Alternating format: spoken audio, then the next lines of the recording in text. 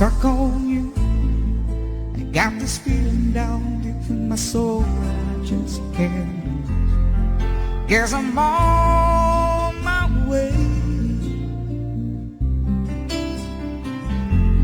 Needed a friend in the way of me now. I guess that I'll be with you to the end. Guess I'm on my way. I might be glad to stay.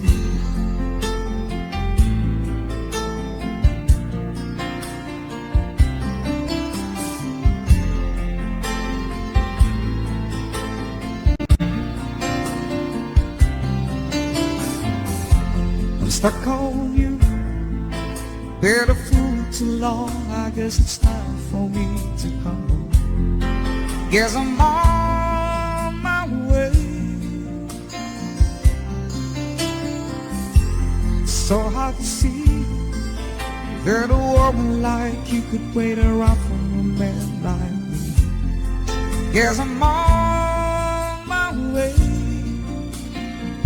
I might be glad to stay.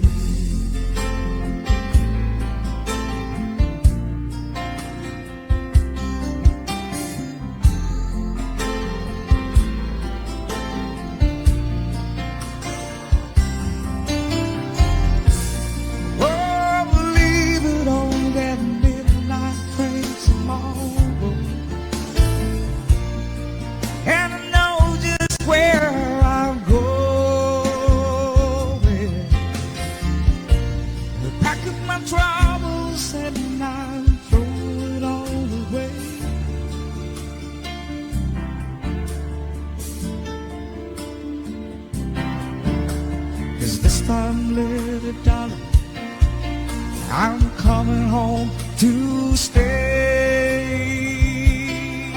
I'm stuck on you. Got this feeling down deep in my soul and I just can't lose. Guess I'm on my way. Needed a friend in the way of you now. I guess that I'll be with you till the end. Guess I'm on my way. I might be glad to stay.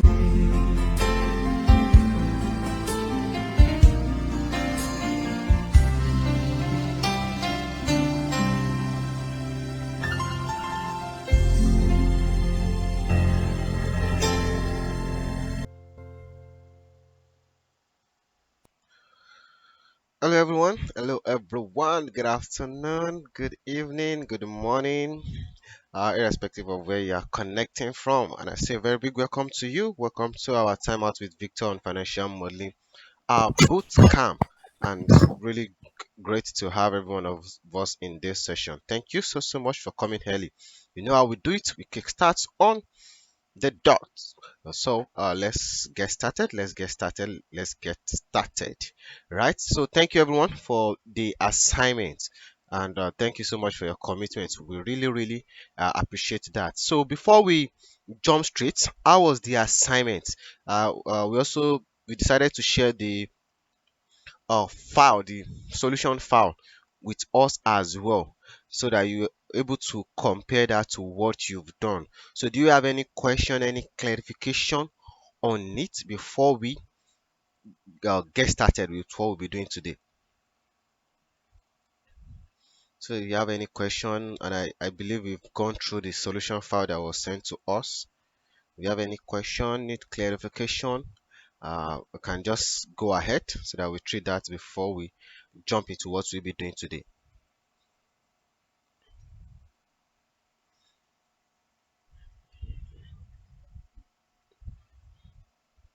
So any question, any clarification before we kickstart what we'll be doing today?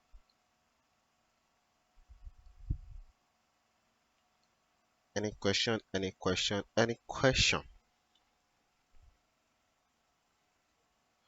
Okay, all right. So the last session, we ended the session uh, while extracting our use of funds, right, from our field questionnaire. And then the assignment that we're being given is for us to go ahead and extract the uh, revenue and the cost part of the model.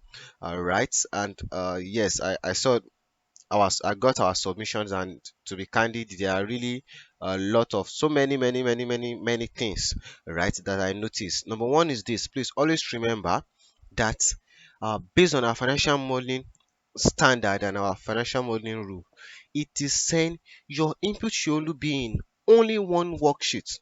Yes, I know some of us, when building a model, you like to have your revenue assumption somewhere, uh, operating assumption somewhere, funding assumption somewhere, and right, standard is saying no. Anything that are related to input should always be in one worksheet, right? You have many rows, many columns in Excel. Utilize it so that when the users of your model, when they want to update the model, it's easy for them to work on only one worksheet and do the necessary adjustments, right? Also, when you are building it, always think about flexibility. It's part of our financial modeling best standard. You send a model and they might want to do some updates. They really do not have to call you. Limit your input worksheet to only input. Yes, exceptions, you have exception at times. For example, taking a look at this our inflation factor, right? We have this input and we have calculation as well. These one are exceptional because these are still related to the input. It's not as if they are real calculation like that, right? So always keep in mind, limit your input worksheet to only input. Do not do some calculations in there. Even if there will be calculations, just few that are more related to that input itself. So now, base users, which is what will really be driving the business. We decided just to have some fictitious assumptions. As I said, this was sent to us, and I believe some of us would have gone through it. Our monthly growth, so they were saying they will start with 10, at least for the start, and then on month basis, they'll be able to increase their users in the respective years. So always keep this in mind so that you send it to your clients and you're having that discussion. It's easy for them to say, okay, maybe if you are able to get things up very well, if you're able to get things up very well, maybe in year two, we might be able to skyrocket our users growth, right? Maybe we can increase it to something like 10%, and it will be easy for them to just come here, change it, and the whole model will do what? We automatically update, right? So always think about your users and how it will be very easy for them. Active churn rate, as I said, always remember to also add description. So in fact, I think this should be percent, right, on the month, more like a month on month growth. You should always put that description so that it's easy for them to understand. So yes, you have a basic, you have your base users. There is not all the users that will actually be transacting, right? So not all of them will be active. That's why we have these active users, which will form the basis of doing our calculation of revenue. So I said active users will now be what they are telling us, that 20% of base users, right? So which means if they have 100 users, that means 20% of that will be the active users, people that are really transacting, that we are generating revenue from, right? And it's easy for them to also increase it year on year. Remember, input should always be in your input, and always remember to work with your sales style. Churn rates, we keep that as well. Then we're now saying, out of the active users, what percent will form part of the savings? So we're saying percent of savings users will be 70%, right? Then percent of users that will be more of a loan of a thing will be the remaining 30%, because both of them must always equal to 100%. Then we go to the revenue stream. So lay everything out. Input should be input. Do not do calculations.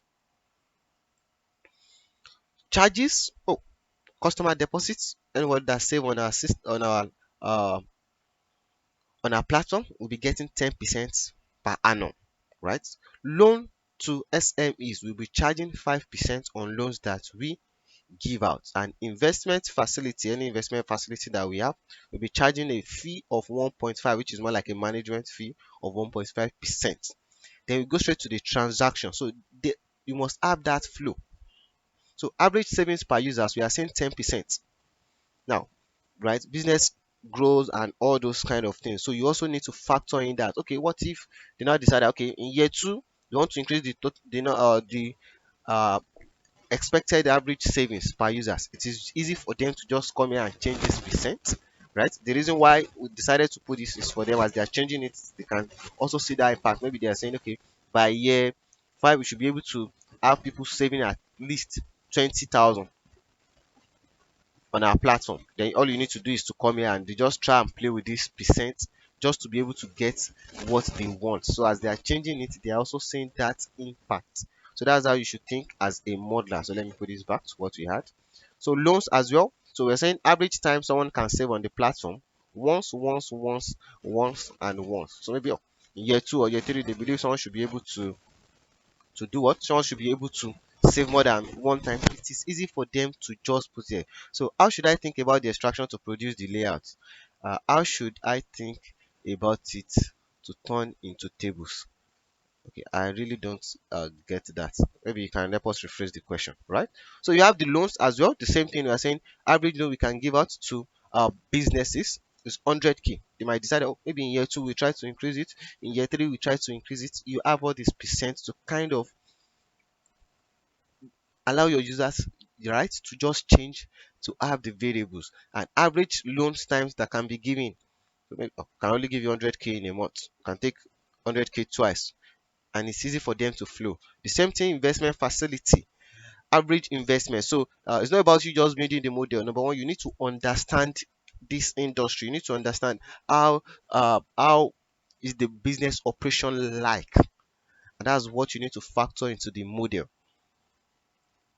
right? So direct cost, saying yes, processing fee of 2% of the revenue, hosting, web server and domain, maybe they'll be paying like 350 month on month. In case they decide that they want to increase it, it's easy for them to just come in here and change it. Okay, so he's asking, can't one grow the loan disbursed with the average industry growth?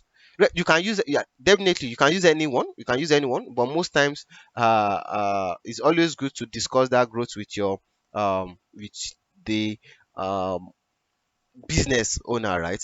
That's okay. That's why you are building this flexibility. So most time when I build a model, this is what I usually do. I build the first one, then I will let them know that, say, this first one will be to be a flexible model, such that we can, after I've built the layout, everything is working fine, we can now have a meeting to see, does this make sense?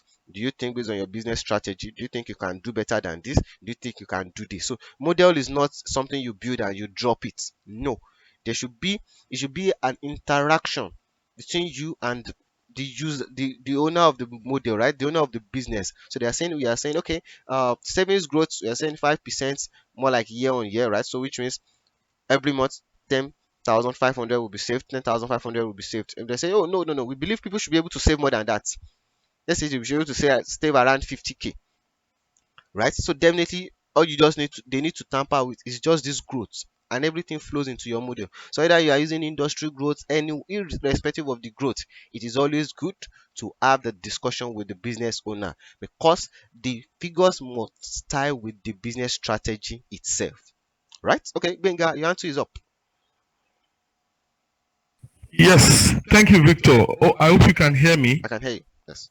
Okay. Yes. Thank you so much. Like you asked earlier when you started that, do we, if we had seen, if we had looked at the solution file you sent and compared it to maybe what we've done or something like that. So thank you for sharing that. I just have one quick question so that I don't drag us back. In the questionnaire that we shared, the Word file that we got the feedback from, which where we are supposed to take our input from to build the model, we have something like the hosting, web server and domain is in US dollars. Mhm.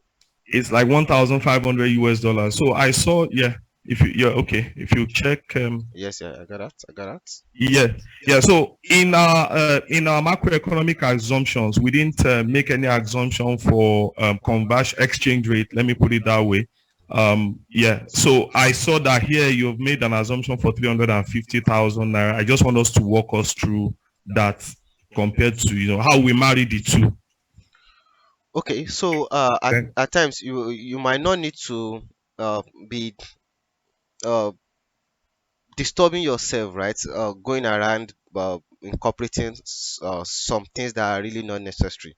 If you asked, hey, are we building this model in naira or dollars? If they are telling us that, oh, we are building it in naira, even if the client has actually given us their some of the assumption, some in dollars, right? You see a client, they will say, oh, some in naira, some will be in dollars, some will be monthly, some will be yearly, right?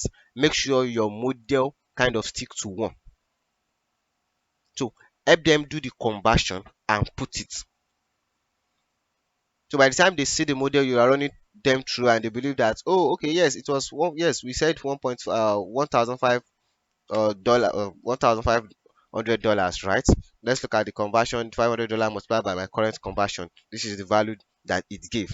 If they think that, oh, maybe it will be more than that, and so do not stress yourself trying to now incorporate exchange rate into this model, right? So that you're now multiplying everything by, well, $1,500 multiplied by naira to give you the naira. Don't stress yourself unless you are building a model that will incorporate what, that will incorporate different currency in one model, right? So okay, so someone is saying, I think if exchange rates seriously impact any of the cost driver, that is when you should worry about. Okay, okay, yes, I agree with you. So right, and remember, we've said 350, 350, 350. This does not mean 350 will be constant for the year. So that's why what I want us to understand with the flexibility you are building into your model. So you're just saying, yes, in year one, this will be the cost they will be incurring monthly throughout the year.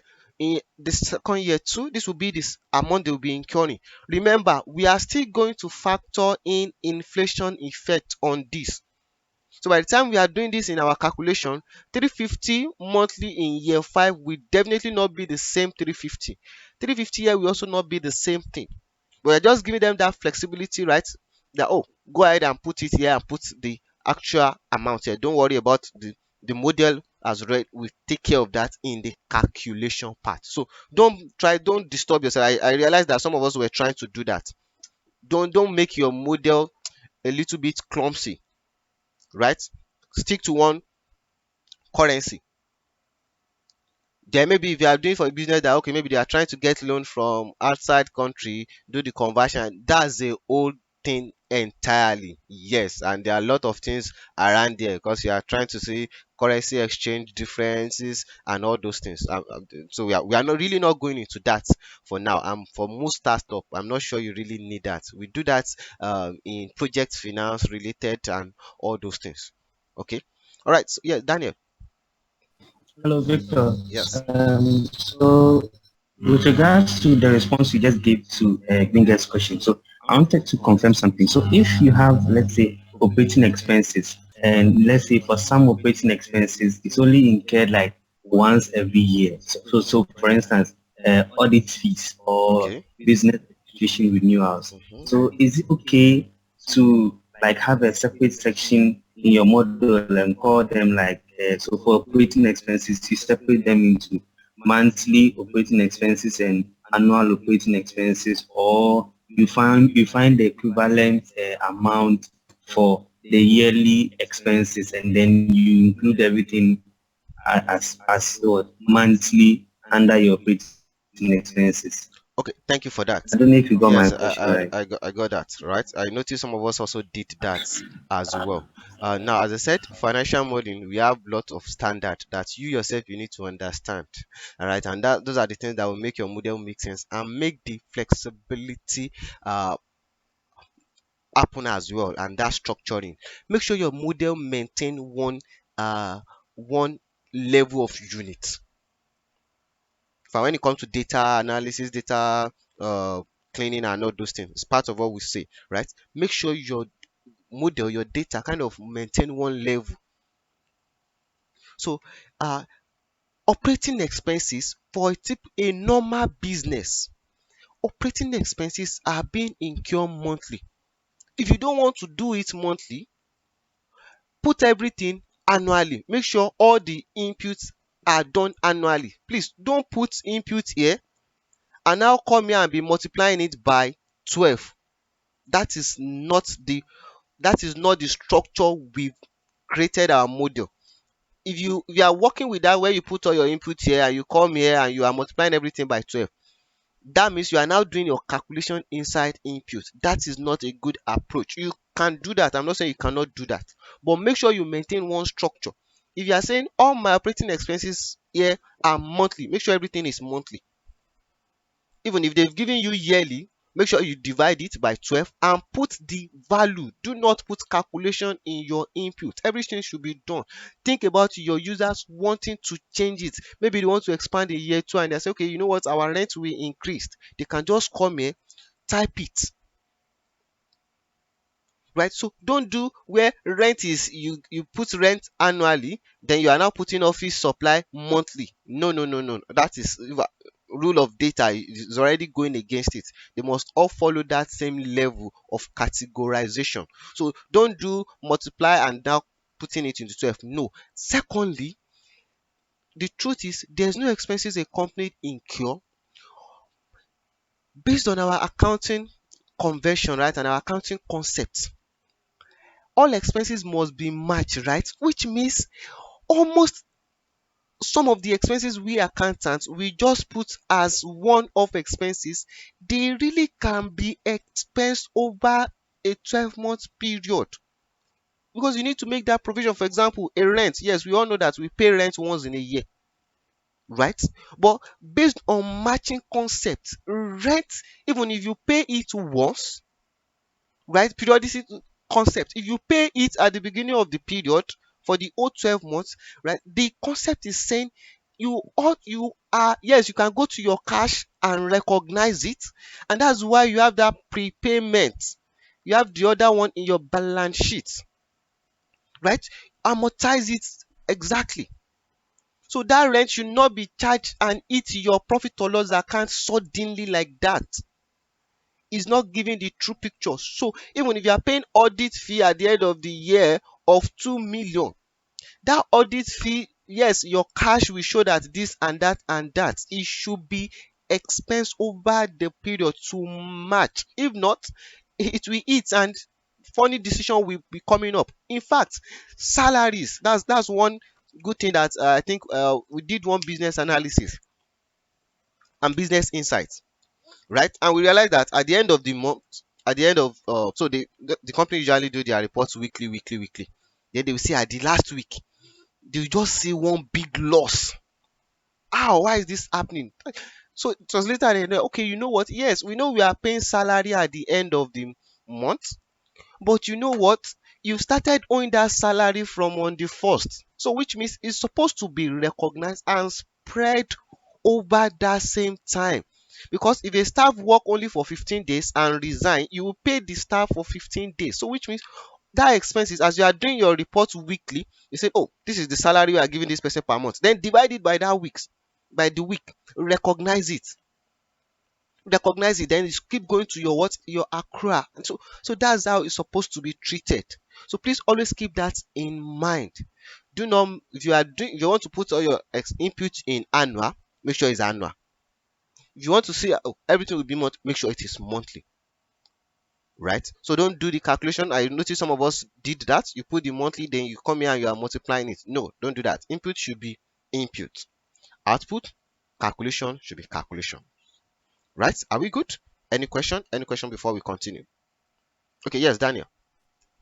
Victor, thank you very much for the clarification. So, a very quick question again. So, let's say you have a business also that, let's say revenue is difficult to forecast monthly. So maybe you make assumption for annual revenue. So let's say if you take an agricultural business, for instance, it will be difficult for you to know, how much will be produced like every month. So let's say you make assumption for the quantity that you can expect to sell annually. Is it okay then if you come to the operating expenses, you do the operating expenses monthly, or it's against the standard? So something about finance as a whole is very flexible, and you are allowed to be creative as long as it is making sense. That's just it, right? So yeah, I know Okay. there are some businesses definitely they are very difficult to forecast monthly and everything. For example, if you are for a school like this, definitely school is more like a quarterly thing, right? But most of the expenses are being incurred monthly. So yes, those one might not match. Your revenue might be forecasted yearly or quarterly, but operating expenses, we know that businesses, there's no way you run your business that you will not pay monthly, so you can as well do that, right? Yeah. Okay, thank you. All right. So someone is asking, why do we have the unit label as monthly? When do we label it yearly? Okay. So number one is this: automatically, right? Anything you see like this, your first the first thing that will come to your mind will definitely be this is yearly, because we did not put January only, February only here. So if you see this, automatically it is yearly. So that's why we are now saying if you are now putting something under it, right, that is not yearly, that's why you need to make sure you put this unit description, so that they know that, oh, this is really not 5% year yearly, this is 5% month on month. So you kind of make them understand. Active user 20%, churn rate 20%. This could either be, this is more like yearly of a thing. So anyone that you see to be monthly, the monthly loan to SME will always be there to just show that clarification. All right. So we've taken much time. I hope we are good. Now let's go straight to what we'll be doing today, which is building out our calculation schedule. Now, uh, as I said, you are building your model depends on the objective. You can decide to build your own yearly and not do monthly calculations, but doing the monthly calculation is very good. And I know most people, their approach to building a monthly calculation monthly model is kind of, at times it can be so funny, right? So let me show you a good example. Some of them we have from January to this December. They will now put one column. They put one column here, and they will now put total, right? They will hide it. So any calculation they do for year one, they will put everything here. I think, am I saying someone's mind? Am I saying someone's mind? Right? You are saying a lot. You are saying a lot. Exactly. Then they will now go to the second year. They go to this next year, which ends December, right? They will put the column here, then they will create another one, then they will put the total here, right? So at the end, they will now go to the end and now put year one, year two, year three, and year four. Please, that's not a good approach, right? So you'll be learning how to build a typical monthly model, right? And such that everything is still updated. Yes, because if you want to build a project finance model, you really cannot do that. Trust me. Trust me, you waste a lot of your time. So now let's get started. And so let me move this input close to my monthly calculation. So this is the engine room, right? And our standard is saying, I know some of us, when we build model, you said we have revenue calculation in one worksheet, operating expenses another worksheet, funding in another worksheet. Standard is saying, yes, you could do that, right? Maybe you want them to be able to see the calculation and all those things, but input should always be in one worksheet. Calculation should be in one worksheet as well. All the calculation schedule, because calculation is like the engine room. Everything should be in one worksheet as well, right? Just to make easy navigation, then you can now use grouping and outline. So I will show us how to do that. So for this one, all our calculation will be in only one worksheet, and that's one of the reasons we are using. You see this outlet, this way we've created this our headers, right? Is for easy navigation. Easy navigation. So by the time we are doing the outline, so with this, you really don't need to be doing all those your cutting this, cutting that, and all those things, right? You know the way the new phase we are now. You build a model in your Excel. They will use Power BI to connect to your model. They will clean it and they can do the all reporting using Power BI. That's what is going on now. So let's start. So the first one is, let's start with our funding.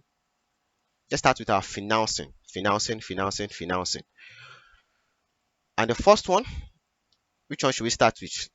Okay, let's start with our loans.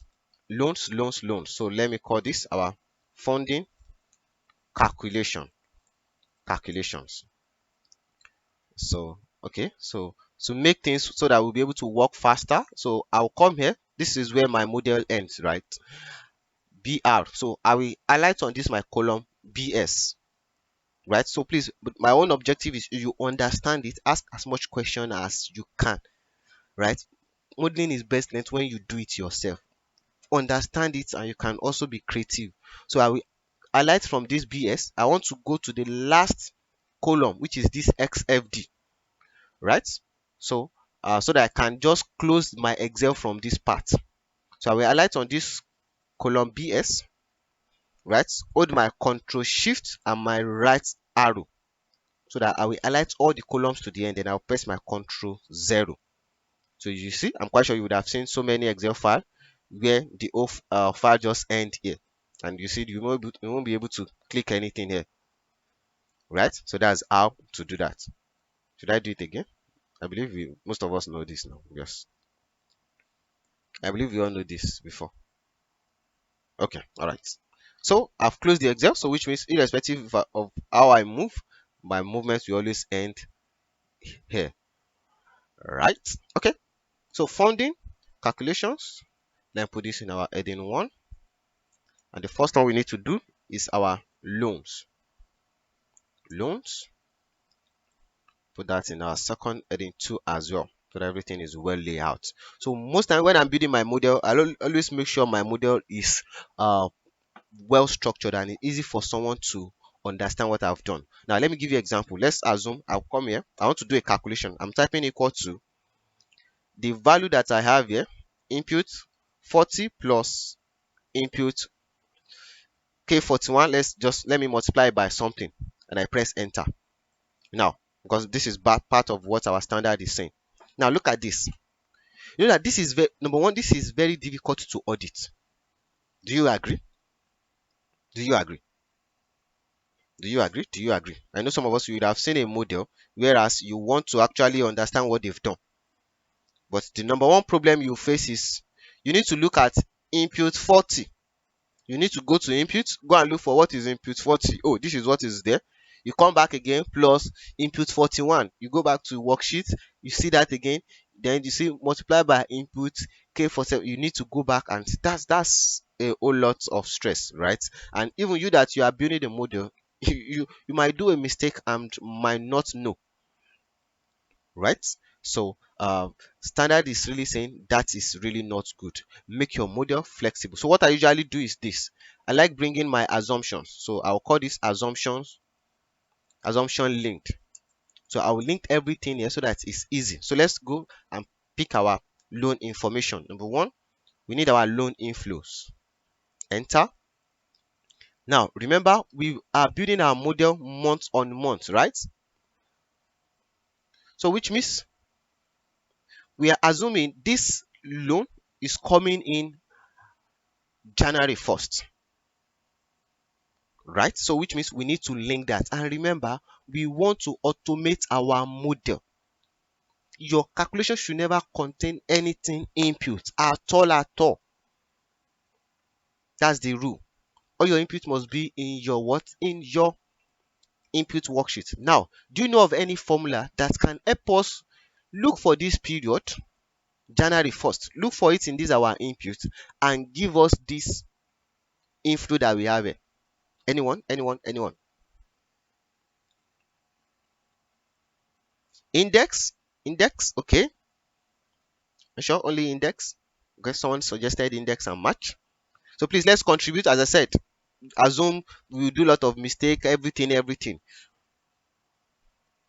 Contribution. I want us to talk, right?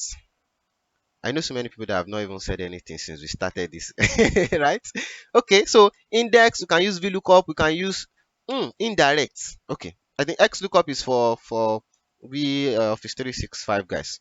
So which one can we use? Which one can we use? Let's try the first one, index and match. Index. So index, right? I believe we have a Excel guru in the house. It was part of the prerequisites, right? Array. The array we want is what is well the row that contain our results. So I'm going to keep that. I'm going to log the column. Okay. All right. So I'm coming. So let me try and do something. Let me save this so that let me try and increase my formula bar for us to see my formula bar very well. So I'm coming. Let me try and do that. from my Excel at the back end. I'll put that to 24. Okay. All right. So let me try and do that again. And let me open the file. I hope I saved the file before I closed it. You just closed it to except you have pressed Ctrl S before. Okay, okay, don't worry, don't worry. I'm using good Excel. So my Excel is automatically set to save every how many minutes? Every 1 minute. Yes, for security purposes, especially if you are building a model, it's something you need to learn how to do. Yes, yes, so that you won't start work again. Okay, all right. So so that you'll be able to see my formula bar. I think it's bigger now. So let's use our index and match. So equal to index. Our array will be what? The output, the row that contain our output. Now I'm going to log the column. Remember, I want to put the formula in cell, first cell, and just drag everything for other years. Even if you have 100 years, the same thing. Comma, our row number. Are we making use of row or column? So I'm not sure we need row. Do we need row? We are doing this together. We are doing this together. Our Excel guru in the house. Is it row that we need or column?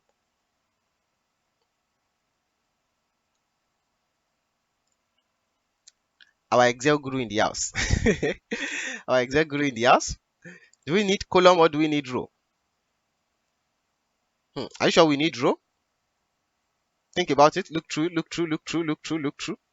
Okay, let's try column. So for the one row, so we just put a comma. We really don't need this. I think we need column. So then I'm going to type match. What do we need to match? We need to match this date. So now, because I'm already in this same worksheet, I don't like, so it should not give us the name of the worksheet. We are there already. So comma. So now let's put this. Let me log the row of this one. So by the time we copy it to other cells, it's easy. So comma, we are looking for this here in where? We are looking for it in this headings in our input, which I'm also going to log the column. Right? Comma, what match? You should give us exact match. Close my bracket for my match function. Right? Won't we having calculation sheet in months and input sheet in year be an issue? It's not an issue. That's what we are doing. Right? That's what we are doing. So column, so I think I can close this and press my enter. So you can see this coming in January, and the same thing is coming in here. Yeah, don't worry, that's the logic that we want us to learn. Right? You really don't need to put everything in yearly. That's why we said for here you can set some as monthly and you see how that will work out. So for this one, let me close my index formula. Right?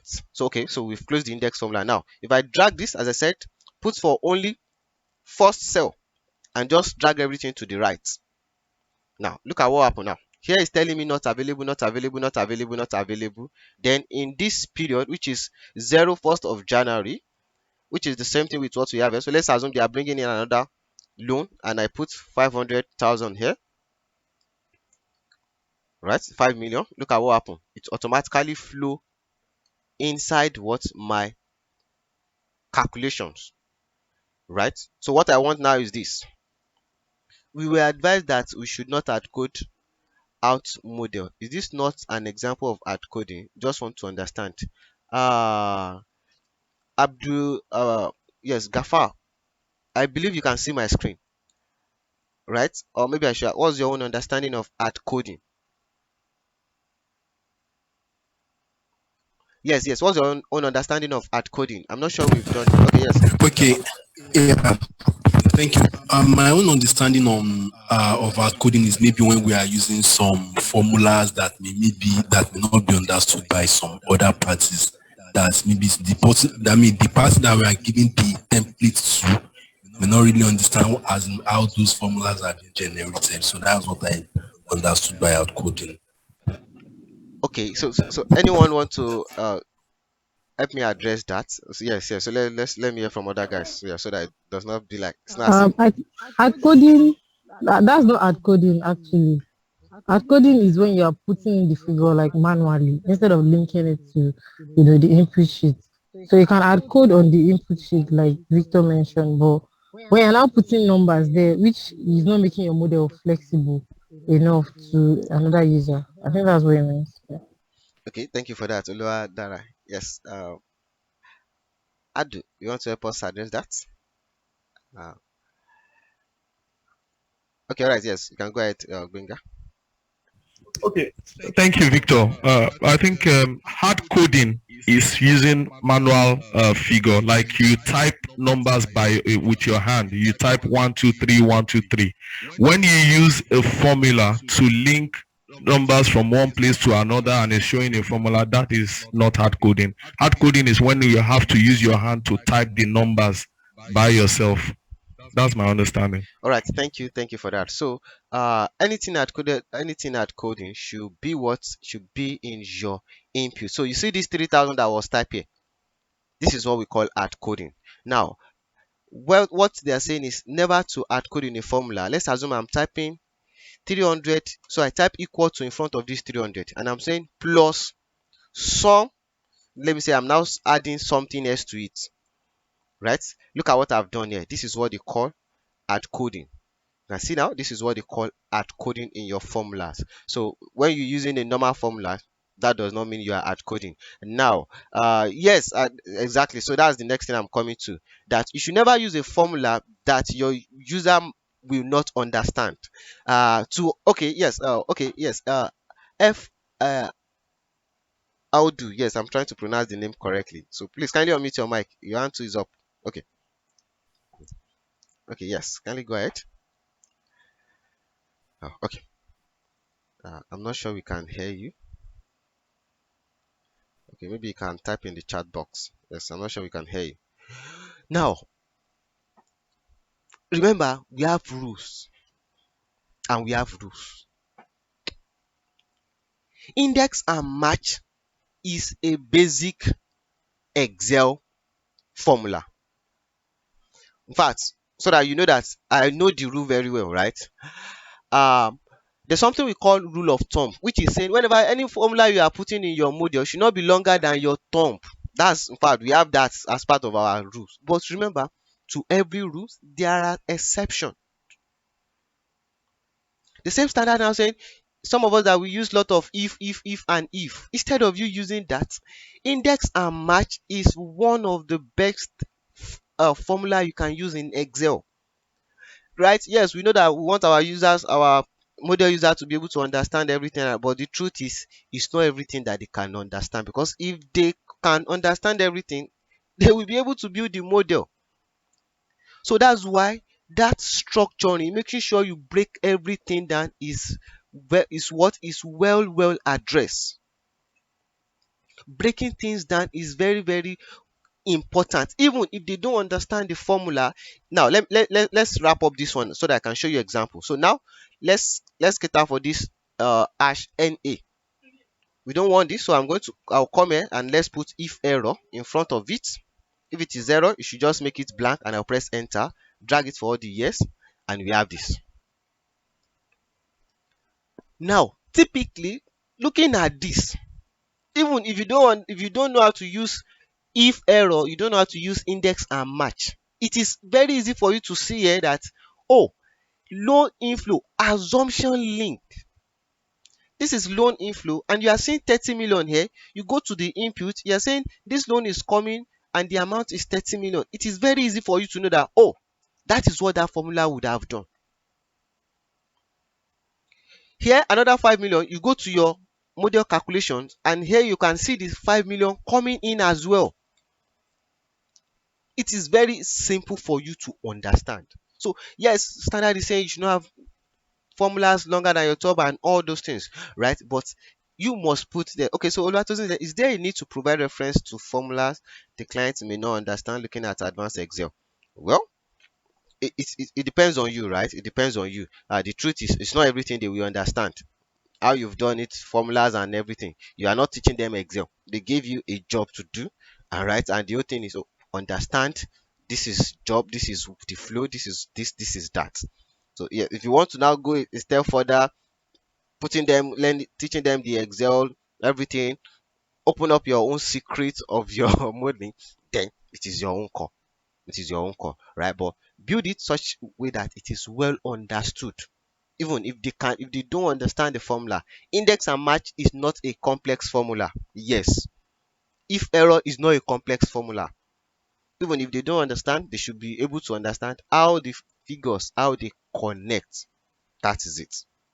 Right, right. Okay, so remember what we are doing is we are linking the assumption. Now let's bring our loan period. So let's call this our, so equal to, I'll just link that to the inputs. I don't want to type again. Right, and that one is just, so I will copy, put it here, right, put this in a link cell style so that they know that this is linked. So our loan period will be for 5 years. Okay, then what else do we need? We need our interest rate for each respective period. Now let me ask us, what formula do you think we can use to also bring our respective interest rate? What formula? So let me type equal to, we need our interest rate.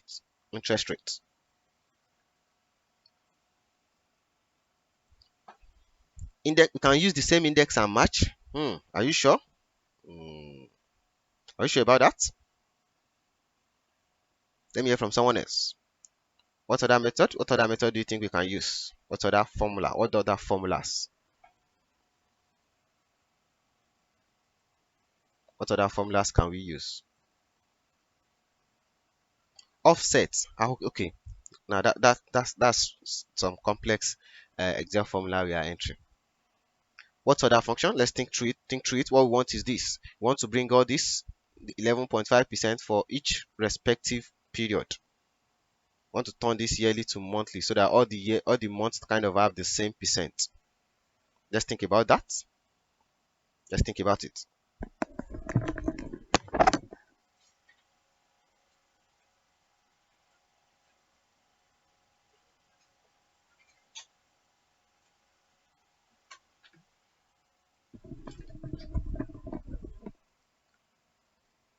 Let's think about it. We're just trying to build that flexibility. That's the whole thing.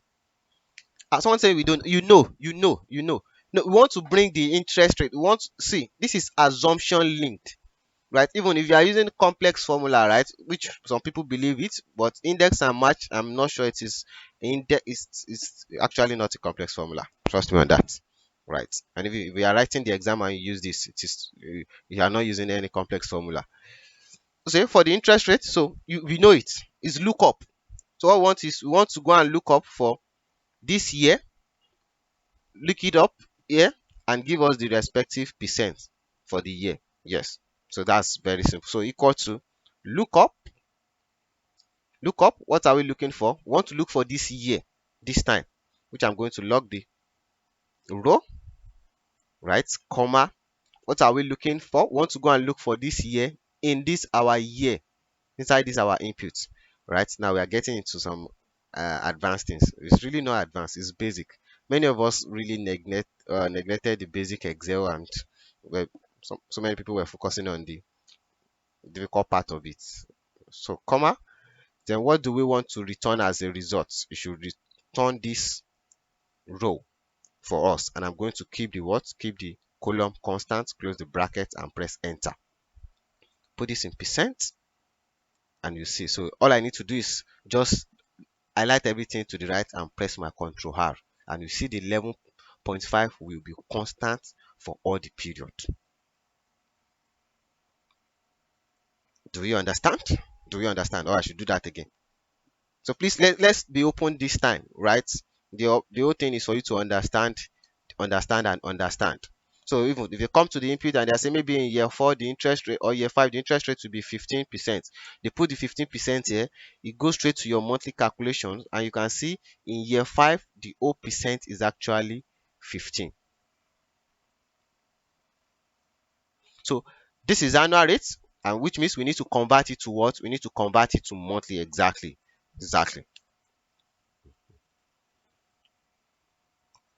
Okay, so someone said I should do that again. Okay, lookup is still part of basic Excel function. So equal to lookup So this one is not VLOOKUP, it's not XLOOKUP, it's not HLOOKUP, it's just ordinary lookup. You should go and look for the year that we have up here, keeping the row constant, comma. Where am I looking it for? Lookup vector. I'm looking for that year number in this range, which I'm going to also log the. I'm going to keep that constant. Okay, let me do that again. Equal to lookup. Look for this our year up here, 2022. Keep the row constant, comma. Look for it in this our year up here in our input, which I'm going to lock. Then comma, what is the result vector? It should just give us the result that we have in this our loan interest rate. I'm going to keep the column constant, close my bracket, enter, drag to the right, press my Control R, and we have that. So let me adjust this back to 11.5. Now remember, this is what? This is yearly. So let's convert this interest rate to monthly, right? So call this percent per month.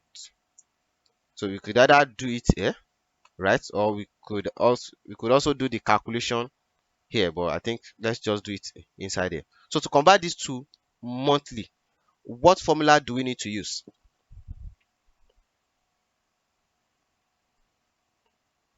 What formula do you think we need to use? What formula do you think we need to use?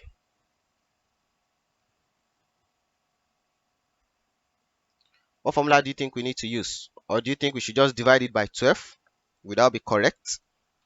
Divide it by period. Okay, so period, when you say period, what is that period? So equal to, number one, we need our months. So let me bring this 12 months here.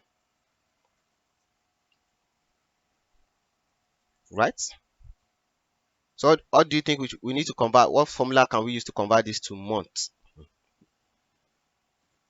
Do we need to do equal to the rate divided by this, the number of months in a period? Will this be correct? Will this be correct? Will this be correct? So what will that give us? That will give us 1. 0.96. Do you think we are correct with this? Do you think we are correct with this? Let's interact. Let's interact. Do you think we'll be correct with this?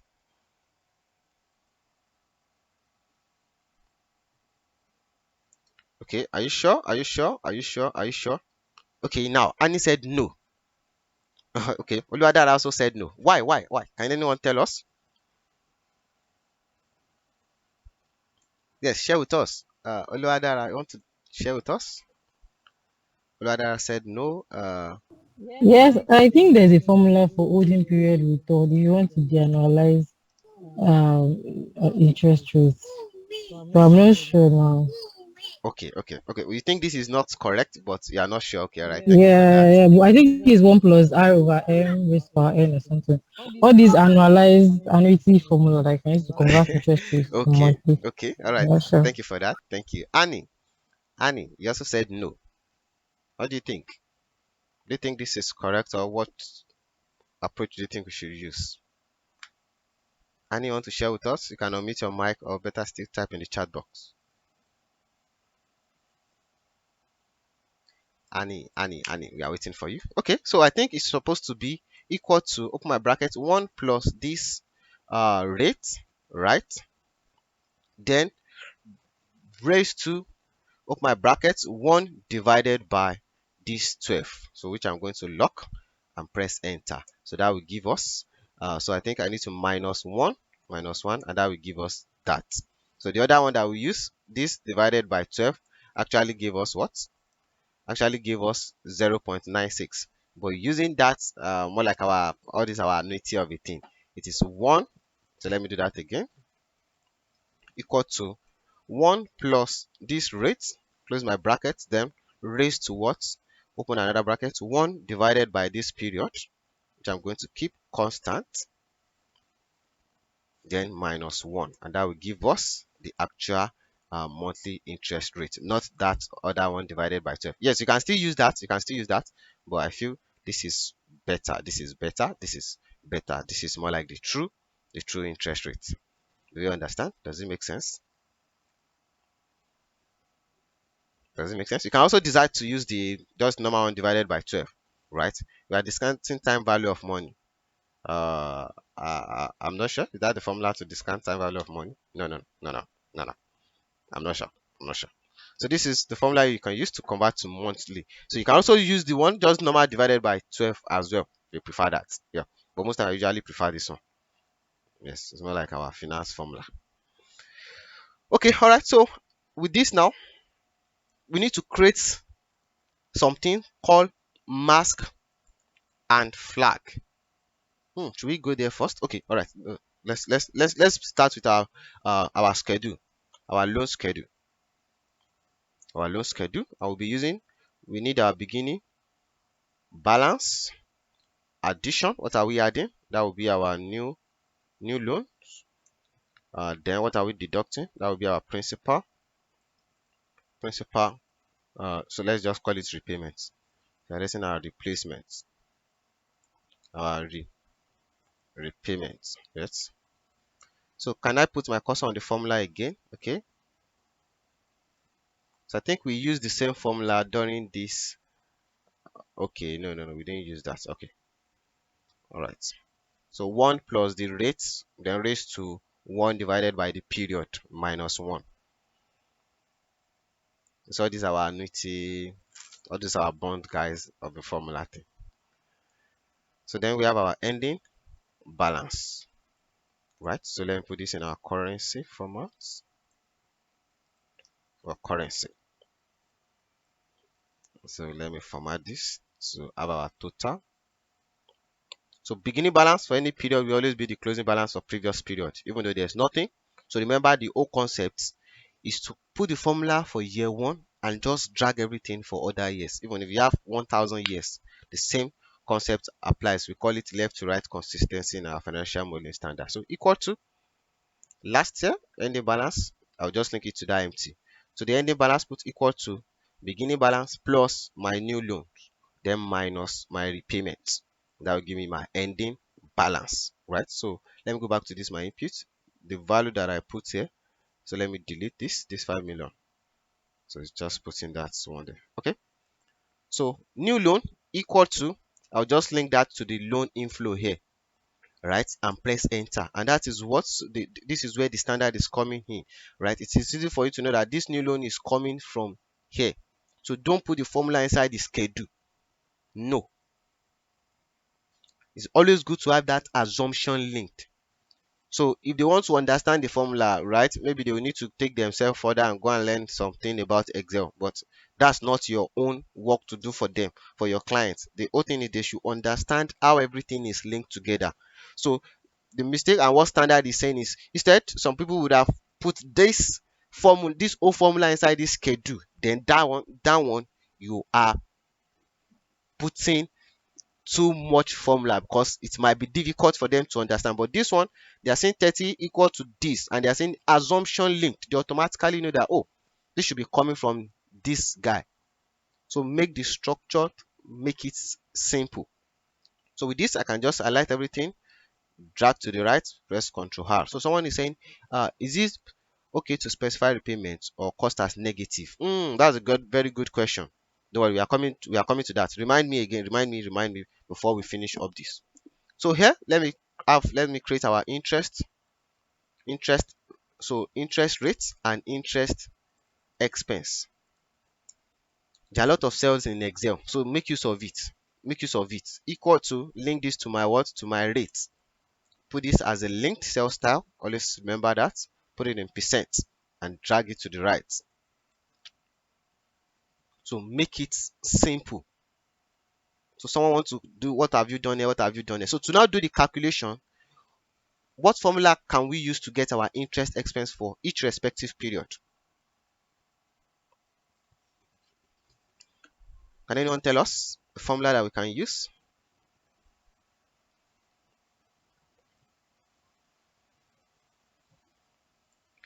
Guys, we are doing this together. We are doing this together. We are doing it together. Don't leave me on this. Don't leave me alone. Don't leave me on this. Don't leave me on this. Okay, someone is saying IMT.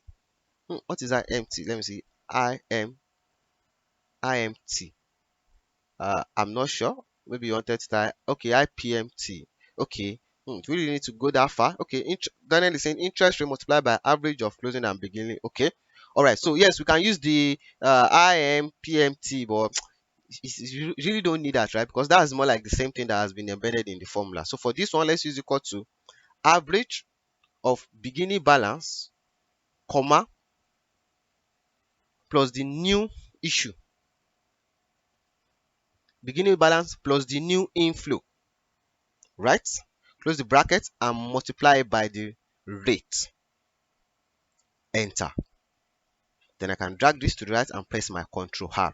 So we have, to be candid, if you want to do your loan schedule, we have like 4 different methods, in fact 5, that I can show you. But for this one, I just want to try and keep things simple. Yes, you can decide to use some Excel function and to the whole thing, use some formulas that will give rise to circular reference, but we are really not going into that this time. Yes, let's keep it simple. So here, right, average of the beginning balance plus the new inflow, then multiply by what? By the rate. Let's keep that simple. Now, for this our loans inflow, I'll come here, let me create our row total equal to sum, and I'm going to sum all what we have here. I will sum it down here. Right, so let me format this to show as 30 million, Control 1, and let me format this so that it shows as 30 million so that we can manage that row. Okay, perfect. So we have this 30 million. So yes, we can use our formulas, our PMT to actually, okay, Victor, won't we rather use the sum of the beginning balance and new addition when we are using this approach? Yes. You know something about that approach? It will give rise to circularity. Yes, so as I said, so maybe one of these days we can have a session on this loan schedule, different way you can use to calculate that, right? Yes, you can use beginning and the ending balance for, if assuming they have ending balance previous year. But looking at this, they really don't have previous year, right? So most times usually use beginning and the new inflow. You can as well use the beginning and ending, but it will give rise to circularity. And we are not covering that. Uh, not today, not today, not today. Okay, so now this 30 million. Okay, let's even use our PMT, right? That's to calculate our principal. What is our rate? Can you retake the interest expense formula again? So the interest formula is just equal to, open my average, right, of beginning balance, comma, and the new loans coming in, right, and multiply by the rate. Enter, drag to the right, press Control R. So as I said, I believe guys that we have in the building, you have experience around building this model. So I'm just trying to keep things simple. So for our, this is our interest, right? This is currently our period is set to 12 and our loan period is set to 5 years, but we are building a monthly model. So what I'm going to do is here, this 5 multiply by what? Multiply by 12, and that will give us the actual month, right? You see that PMT formula that we are using, IPMT and the whole thing, it will still give us the same result at the end, right? So for this one, what we are going to do is this: our repayment, we are going to keep it constant, which will be this 30 million divided by what? By 60, which is the period, and press enter. So which means it's as good as if they'll be paying 500k in principal repayment plus the interest. So maybe some other days we can go into this loan schedule, but if you understand the whole thing, the whole formula and everything, you realize that it's still the same thing, right? So now, which means this 500 will be constant for all the years. So let's see that. To be sure this is correct, I'm going to keep this 500 constant, enter, and drag everything to the right, and see at the end of the period our loan must be what? Equal to 0, right? So sorry guys, I know, yes, you might be expecting that I will use some formulas, PMTI. No, we are not using that, right? This is moratorium. Okay, so no, we are not going to moratorium period, please. That's more of project finance of a thing. Yes, you are not going to moratorium period inside this one. Okay, so which means at the end of the period, the old loan is fully paid. Now, let's now assume that by the time they are saying the model, they say that they might be able to generate enough cash to pay as soon as possible, and they are saying 3 years. If they change this to 3 years, what makes this a model and that flexibility is automatically your loan supposed to stop paying at the end of year 3. But let's look at our model. Look at what's happening. Look at what's happening. Look at what's happening. Look at what is happening. Because see here, this is showing that because we've changed everything to 3 years, we're supposed to stop paying the loan this period. But you can see the loan is still counting. Now let me ask us, why do you think that is happening? And how do you think we can actually, what can we do to make sure that even if they change their loan back to 1 year, 2 year, or 3 year, irrespective of the year, the model will automatically stop at the period? What do you think we can do?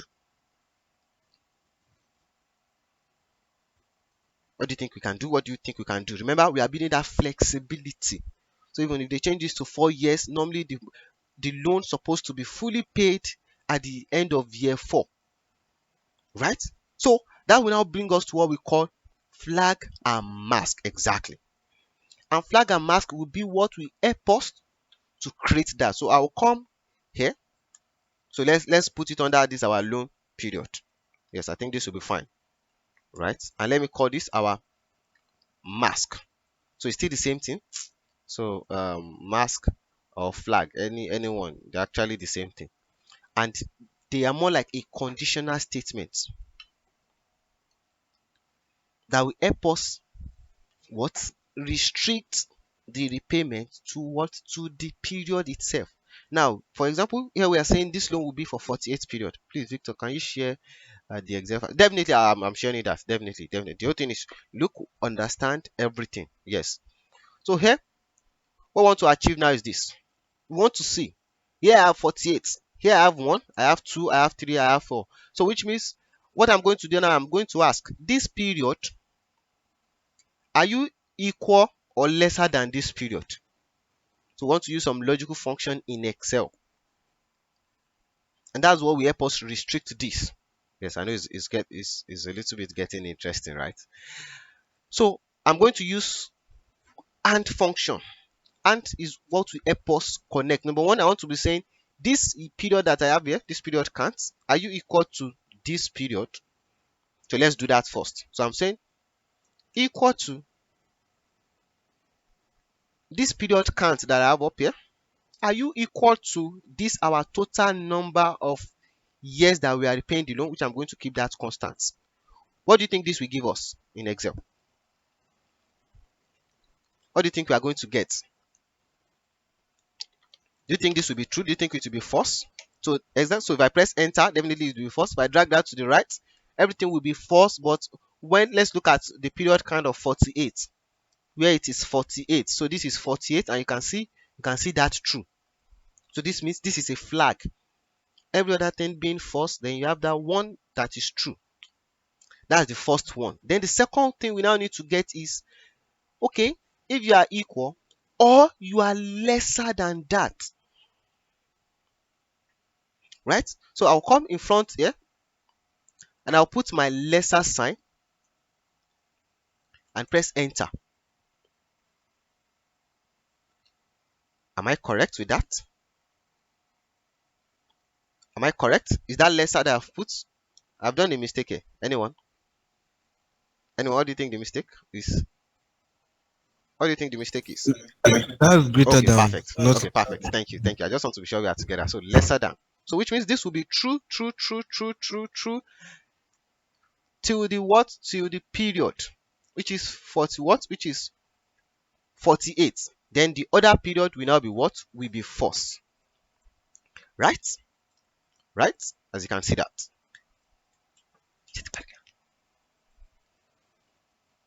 Set my glass. So you can see everything will now be true.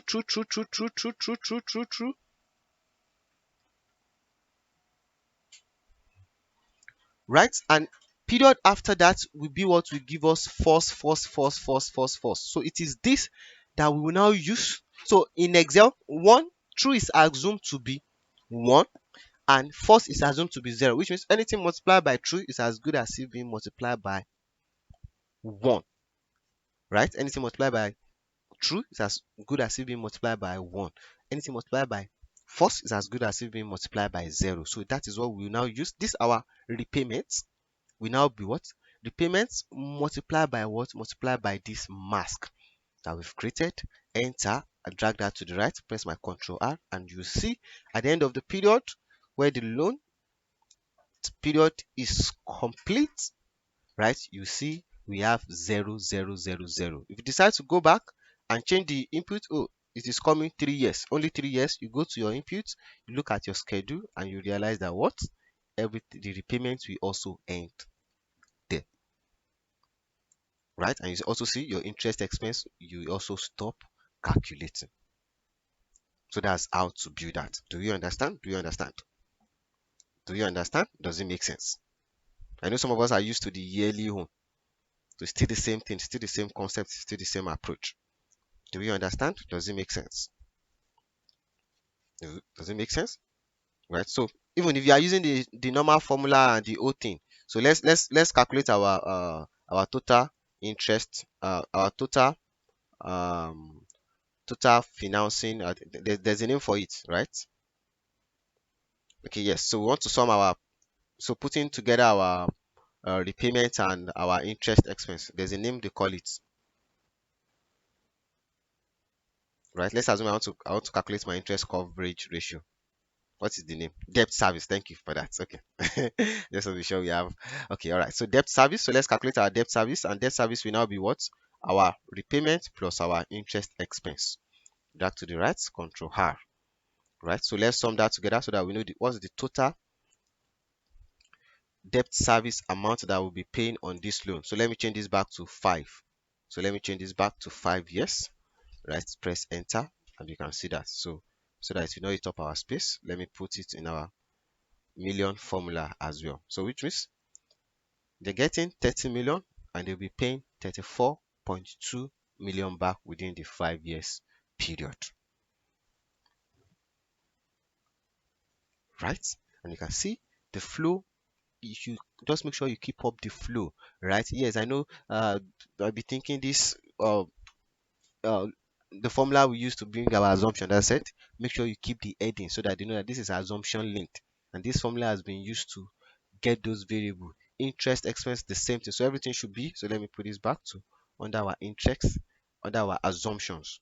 So it is very easy for them to understand, and your loan calculation is also well simplified. You can see there's no formula equal to this minus this multiplied by this multiplied by this, average multiplied by this.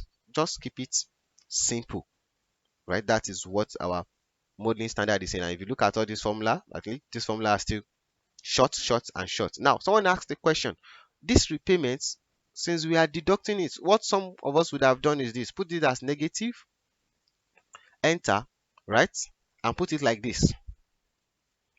So inside our formula, they will just sum everything together.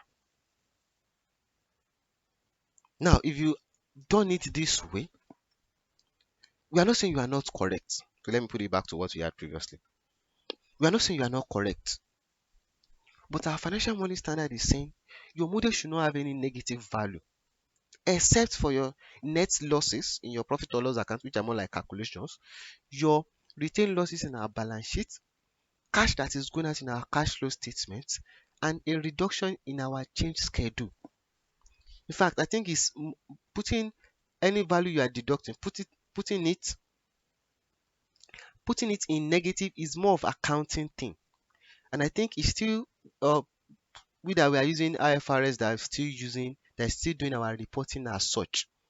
GAAP, if you check all these overseas financials, they don't put anything they are deducting as negative. Instead of doing that, they will always provide, you see the description that you have here, add and less. They will either put it there, right? Standard is saying all your models should be in their absolute values, right? And before they come up with anything like standards, definitely they have gone through a lot of experiences and stuff like that, right? I think there was one bank that had issue a while ago, right? And the whole issue came from one Excel formula that ought to be imputed as negative, right? And someone forgot to put the negative, and the whole report was just kind of crazy. It was more like it was a big I've forgotten the name of the bank then. It was really a big issue then, and only for them to now realize that, oh, that was what happened. I think a colleague of mine also built a model for a client, very big model that took like a month to build. Send the model, then they realized that the model failed to balance. Send it back, try to look what happened, only to realize that, oh, there was a part of this model that's supposed to be negative, but the client did not know. They just went ahead and put everything as positive. So standard is saying it's better you put everything in your what as a positive value, right? So I think the company is Standard Chartered Bank, right? I think around 2018 they overstated their liquidity just because they misplaced a sign, plus sign instead of a minus sign in the formula. So those are a lot of different things, right? I think still putting values that you are deducting is negative is more like of still of our own accounting thing. Oversee, look at their financials. They don't usually put that. They will either put the description like this. Yes, yes, yes, yes. So now we are done with our loans. Straightforward. So let's do our equity. So our equity will not be that hard. Our equity will be simplified. So let's build our equity schedule. Equity schedule, right? And then the first thing we need our what? Remember, assumption linked, so that it's easy for anyone that wants to audit your model, even you yourself. By the time you are going back, you easily understand what you've done. Oh, this guy is coming from here, right? This one is coming from here. So don't do it manually, right? Don't try to. Excuse me, Victor. Okay, yes. Yeah, thank you so much.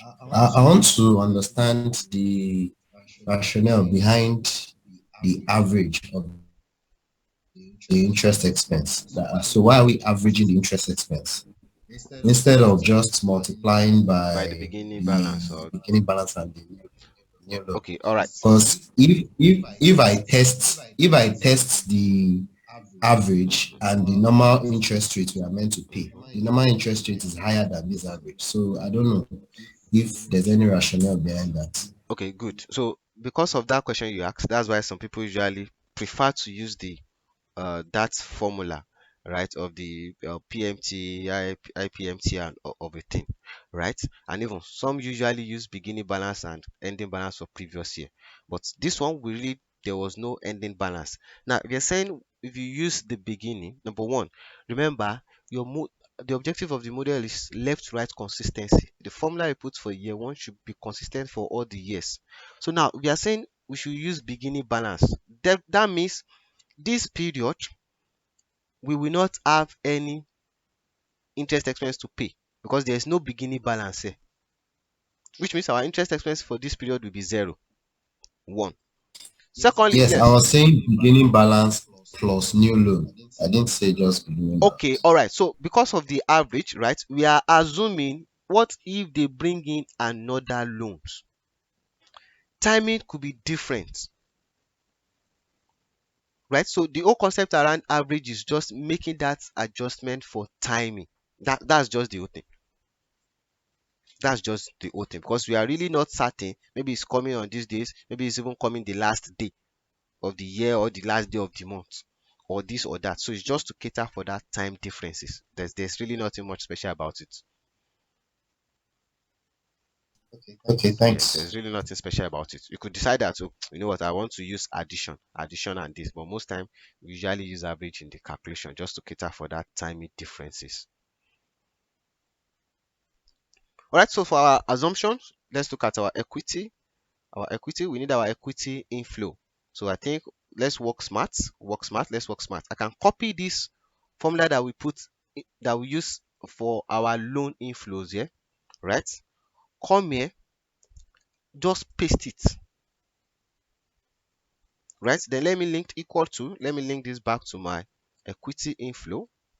So I just don't want to go do another stress of putting the formula again.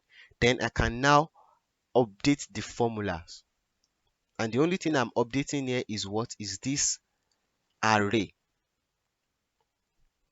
I will highlight the array, come to my input and highlight what the equity part. So I'm going to keep the column constant and I'll press my enter. Okay, now it's not working. It's not working. What happened? What happened? What happened? What do you think we've done wrong? Because it's supposed to work, right? So I want to see, I want us to work smart. So okay, let's use this method. Let's just copy the formula from here like this. Copy,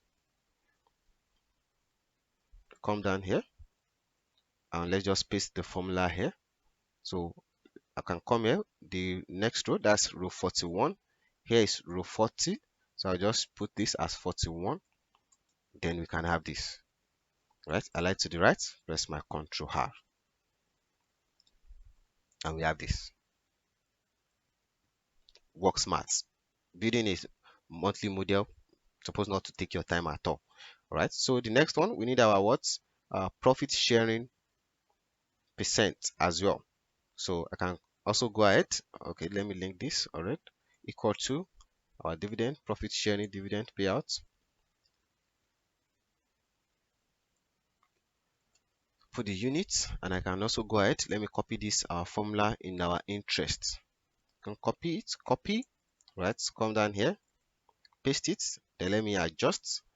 So this one is 47, row 47, and I will just change this to row 47.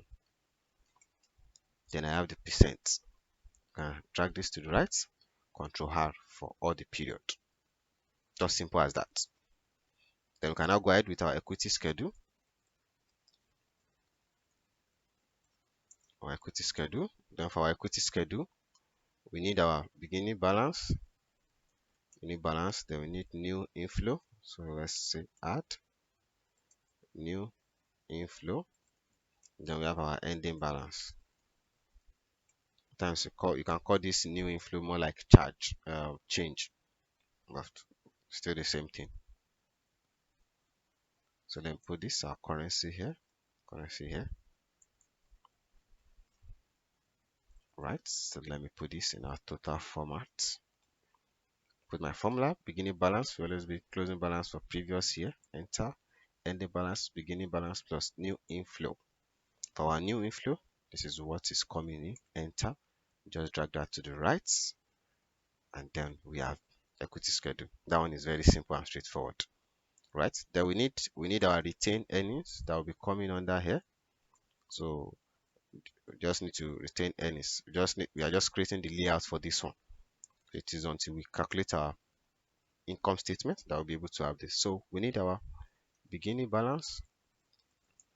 We are adding our what? Net profit, then less our dividend, and we have our ending balance. So let me put the currency as well. Creating the layout. So let's create the layout. So remember, beginning balance will always be the closing balance for previous year, the ending balance, beginning balance plus net profit minus dividend. So we'll be able to get our net profit after we are through with our calculations of our our income statement, right? So let's have a break. Let's have like 10 minutes break, right? I know I'm quite sure you're enjoying this, right? And you see how simple it is. Do you agree? Building a monthly model should be very simple. Do you all agree? All right, so let's have our 10 minutes break, and then when we come back, we then go straight to building out our use of funds, which will be the next thing. Use of funds, right? That will also come with our asset schedule, depreciation, right? Simple. Simple is not the same as easy. All right, yes, Vinga. So in case you have any question, just ask. So let me start our break time. Yes. Okay. Thank you very much, Victor. Like Hilary says, simple is not the same thing as easy. Yes, I know, right. but yeah, but my question is this. Please, I know it's basic. You will say it's basic, right? What formula, what command did you use to bring out that paste function where if you are trying to find the name reference that you have given in order to find them? Okay. All right. So let's assume you've actually named some cell, just like what we did. I think where did we do that? So for example, this currency, we name it in our guide worksheet currency. So any name you've created, any naming range you've used in any of your worksheets, all you need to do is, so let's assume I want to put the currency. I want the currency to come here, right? On my keyboard, I'll just press my F3. Then I can see all the naming range that I've created in my Excel. So Oh, thank you. Thank you very much. just select it. Okay. So just select that. So in case you have Fn on your keyboard, you might need to press the Fn before you press the F3 to bring it out. All right. Yes, I know. Financial modeling is really not beans, right? But something about it is the more you build, the more you get better at it, and it just kind of flow. You don't need to cram anything. Yes. But the more you build, the more you build, right? So with over 150, I think it should have increased to around about 160 now, right? Models. So definitely, something you keep doing over, it just become part of you, and you can get better at it. So you don't need to cram it. Yes, it's not something you need to cram, because if you do mistake, make any error, you should know as soon as possible. Yes. So well done, everyone. Well done. Well done. Right. So you can also, so making your model looks good is also one thing I love doing, so that it's kind of flow very well. So let me change this just that. Should not change the format. And change the number, just change the font. So this one, I like making it smooth, right? So that they kind of focus on what they need. These are more like totals, right? These are totals. Just you making your model look good. These are totals as well. Just making it look good. Okay, yes, check. Hi, Victor. Yes, I'm with you. Yeah, please. I asked earlier that how can we get the Bible for financial modeling, that we can get all the standards and the rules, like a list of them that we can always look at. Okay, so if we go to let me just on Google, just type fast. Fast and Furious. Just type your fast standard for modeling. You will see www.faststandard.org. So let me copy that, put it in the chat box. So click on it. So you see, then all you need to do is download the file. You see, I think where is that down? So you see this under here, download the fast standard. You can see it there. So download it. Yes. So click on it. It's more like a PDF file. So save it. Then open the file. So even if you want to write financial modeling exam, it's just this book that they use in marking the exam. Funny how that is. So you can see everything. So the summarized standard is here. It's actually an acronym.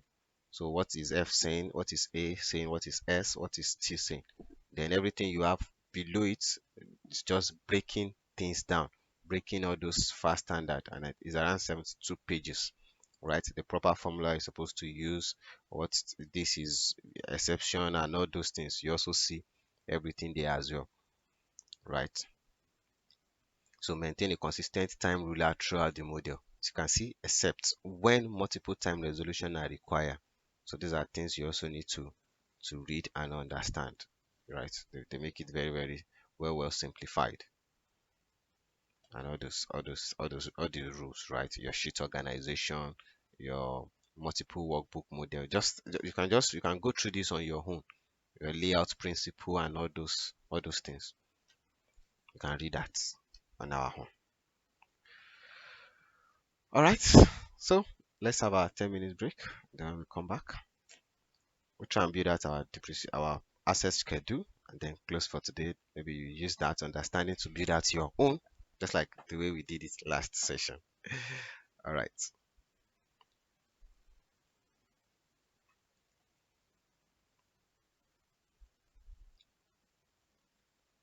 Hmm? Alpha. Hmm? What do you mean? kí ló o fẹ́ gun crate.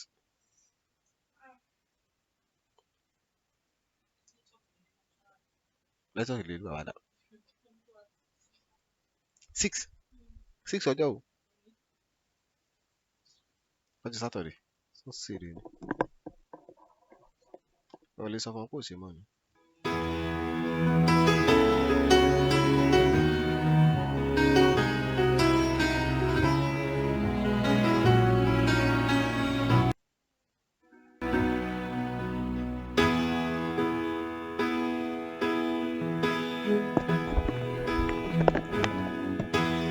Everybody needs a little time away.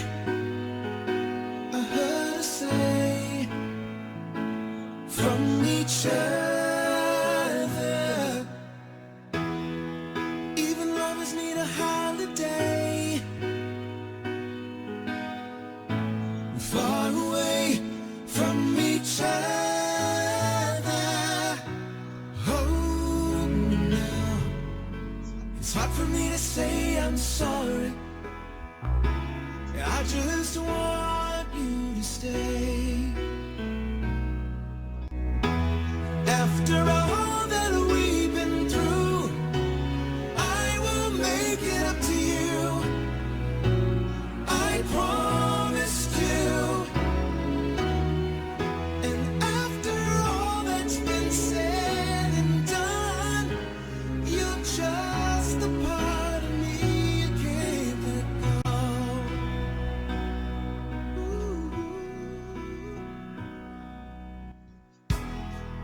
Couldn't stand to be kept away just for the day from your body. Wouldn't wanna be swept away, far away from the one that I love. Oh, now it's hard for me to say I'm sorry. I just want you to know. Hold me now. I really want to tell you I'm sorry. I could never let you go. After all that we've been through, I will make it up to you. I promised you. And after all that's been said and done, you're just the part of me you can't let go. After all that we've been through, I will make it up to you. I promised you.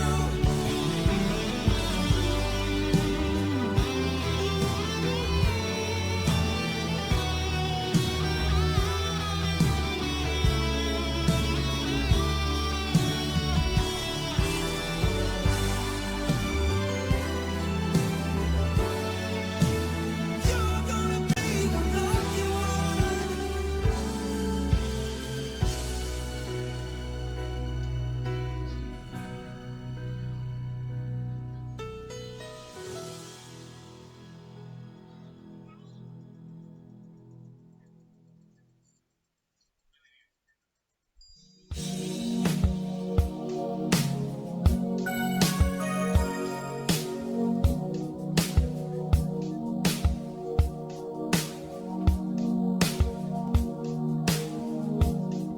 Gotta take a little time to think it's over.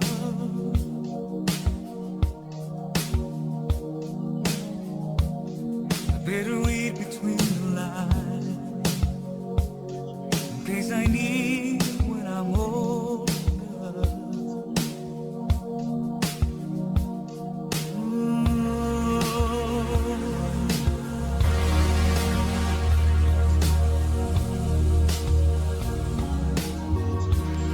Now this mountain I must climb is like a world on my shoulders.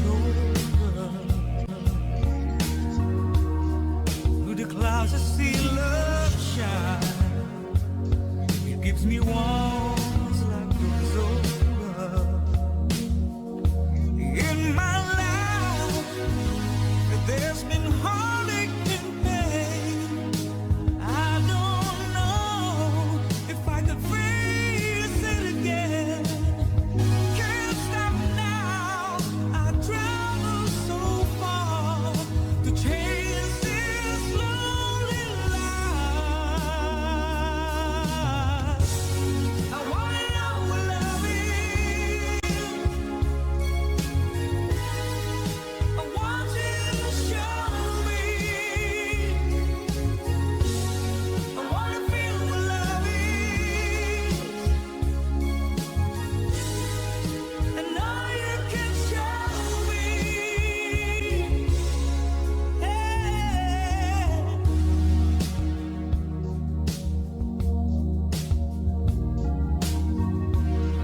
Gotta take a little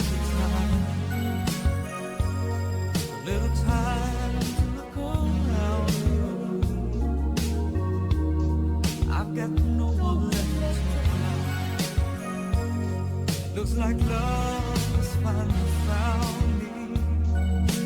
In my life, there's been heartache and pain. I don't know if I can face it again. Can't stop now. I travel so far to chase this lonely life. I wanna know what love is. I want you to show me. I wanna feel what love is. I know you can show me. I wanna know what love is. Hey, I want you to show me. I wanna feel what love is. Hey, I know you can show me. Oh, let's talk about it. Yes, welcome back, everyone. Welcome back. Welcome back. Welcome back. Welcome back. Please kindly confirm if you're also back from the break. If you're also back from the break, you can just click on your hand too, or just type back in the chat box so that I'm sure we are all back together. Okay, all right. So thank you, everyone. Thank you, thank you, thank you. Now let's go straight to the next one, which will be our use of funds. The use of our funds. The use of our funds. Right. So use of funds. Let's call this our use of funds. Use of funds. Use of funds. So let's go to the input and let's all see. So we have our registering, licensing, professional, software, hardware, awareness, and operational expenses. So what we're going to do now is let's bring all of them. Let's bring it to our calculation worksheet first. So let me call this assumption linked. Right. So let me try and work smart. I can copy this so down to the working cash. So I'll copy from registration and licensing down to working cash. Copy, Control C, come to my calculation worksheet, right? And I'm going to paste using my Control Alt V, but this time I'm pasting it as a link. So you see paste link, this as a link, and click on OK. Okay, someone is asking a question. Say, should we not consider the fund run way? Please, is it possible you unmute your mic? So maybe you gave us a clarification on what you're asking. Miko Yems. Okay, so sorry, thanks, Victor. So what that means is the number of months we will have that fund, right? So if we're raising 100 million, for how many months before we go to the next series? Okay, we are not considering that in this one for now. Yes, yes, yes. And that's because that's definitely depend on a lot of different factors. So I'm not sure we are going into that. Yes, and what me I usually advise is uh build a model for one series first, right? Even if you have plan on raising another funding series next year, take it one at a time.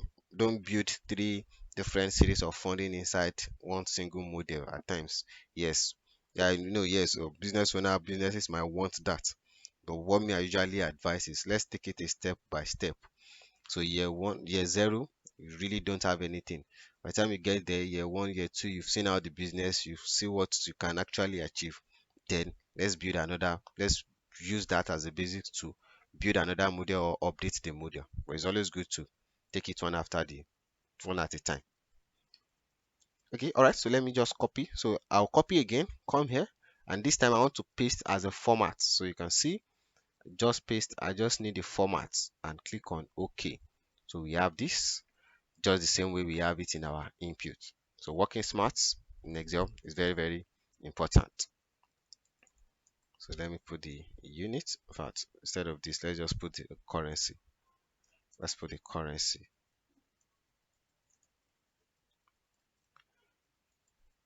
Because the truth about it is this: we are building a model, and you're saying you want to see when the cash will run out of the business.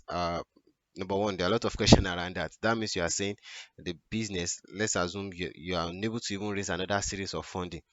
Does that mean people that are investing in year zero means their investments will just waste like that, or the business will not even be able to generate anything on its own to use and survive on its own? And that's the whole thing why you are building the model to be able to show that yes, any funding you'll be raising is definitely about expansion. At least let's assume everything being equal. The funding you are raising in year zero should be business supposed to be generate something and business sustain itself, right? Okay, Daniel, you want to contribute to that?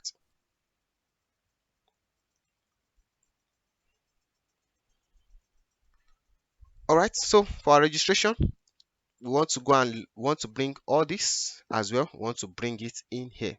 So what formula do you think we can use?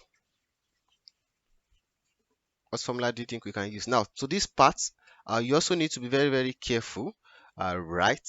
Because you don't just it's the just a period with all the expenses. So you also need to consider that and try and confirm with your client. Yes, registration, we might do that at the beginning. All this legal and professional at the beginning. Software and application, right? You might decide to do this at the beginning. Hardware, furnitures, yes. But at times, marketing and publicity, most times usually span within a period. So you also need to confirm that, right? So that you don't charge all the whole cost to the first month only. So you need to confirm, do you think this marketing and publicity is more like a 12-month budget that they are putting in the use of funds? You definitely need to consider that. So yes, what formula do you think we can use to bring in our use of funds? What formula do you think we can use? What formula? You should have an idea by now. It's based on what we've done. What formula do you think we can use? So I think let's use the index and match. Yes. So I can just Index and yes, match. yes. So let me just come here. Let me copy. Let me work smart. I will just copy it. Right. I don't want to be doing the formula. So that's why I use all this cell locking. So they are very important. I will just paste it here. So come to my input. I think this should be row 51. And I'll come here. Just change this K40 to K51. 51. And I have this. So work smart. Copy it down. Copy paste. Okay, so it's not working here. So why is it not working? It's supposed to work. Okay, so I think these are our inputs. This should be absolute lock. Okay, so let's see. Okay, yes. So I'll just copy, paste, paste, paste, paste it, paste it, and paste it. Then let me put it here. Total use of funds. Right, let me put this in our subtotal format, and I can sum everything up together.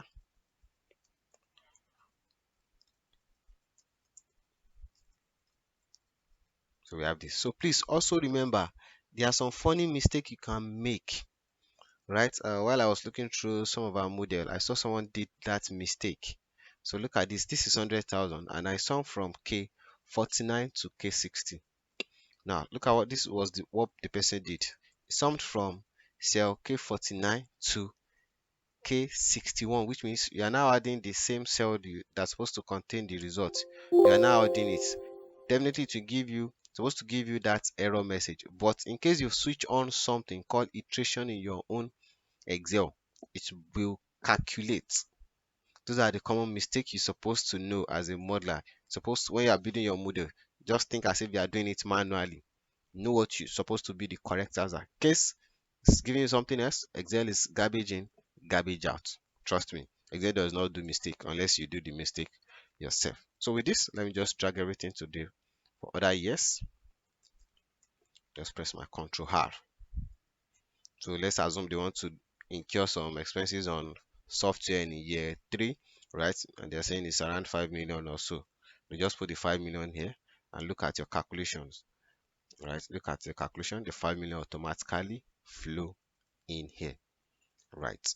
That's what we do, right? At times you can also build a model. I just want us, once you understand the whole logic, it will be easy for you to be creative with how you approach it, right? For example, they can tell you that this software and application will be coming in maybe it will be in June 2022. So definitely you know that you might need to build that separately, and you are putting the inflow period. Do you need to put the date, right? Then you might need to be used make use of that same mask or flag to be able to pick that, so that it just goes straight into the respective month. Now let's summarize and reclassify this our use of funds, right? So the first one is our what? Registration and licensing. The second one, tangible and intangible. The third one is awareness, and the fourth one is our operational prepaid expenses, right? And let me put our total use of funds. This is our total use of funds there. And let me just copy this our currency units. Very, very important. So equal to sum, the one for registration, enter, the one for tangible assets, sum everything. Okay, forgot to put the sum. So sum the whole thing, enter, the one for our marketing, sum. Okay, it's only one. At least let's still sum it. Operational expenses, alright, and prepaid. So we sum all this and everything was tally. Okay, so why is Excel acting funny? Okay, so we just sum everything together and it should give us the same thing. So copy to the right and we have the same thing. Now that we have this, let's now build out our capex and our depreciation. Now looking at this, taking a look at the assets, consider we have software and application, we have hardware, we have furnitures. Now if you are building a model, as I said, most times it's all about your own, you are the one drawing it, so the decision is in your hands. If it makes sense, if it's not making sense, why are you doing it? Okay, but the costs are annual. Why we have included them in monthly period? Okay, so number one, we assume, so I think maybe you missed out on the first explanation. As I said, registration and licensing, definitely you incur that before you start your business. It's not as if you are paying this 20 million over 12 months. Professional and legal fees, these are expenses that we expect you to have incurred before you start the business. Getting all these assets, you would have gotten it before you start the business. Not as if you are spending it every month, Marketing, maybe all those publicity, awareness, letting people know about this business and the whole thing will be here. As I said, if they are telling us that, you know what, This marketing is more like a budget of 12 months for the first year of the business. Then you can put it, you can divide it by 12. Everything will be monthly, monthly, monthly, monthly. So let me do example first. Let's assume this marketing and budgeting will be over 12 months period. So I'll come here. So which means the formula that I use here, I'm not going to use this again. Do you understand that? So the formula we've used here, that means we are not going to use this formula because this will not work. Right? So I think let's try and use lookup. So equal to lookup. So let me use this marketing as example. Look for this our year, comma, look for it in this our input year. Then it should give us what? It should give us our marketing. So let me put this up. It should give us our value that we have for the respective marketing, and let me keep the column constant and press enter. So if I drag this to the right, you'll see that the 15 will be constant for the first 12 period. So since we are dividing this, so we can divide this by, now remember, you must not add code.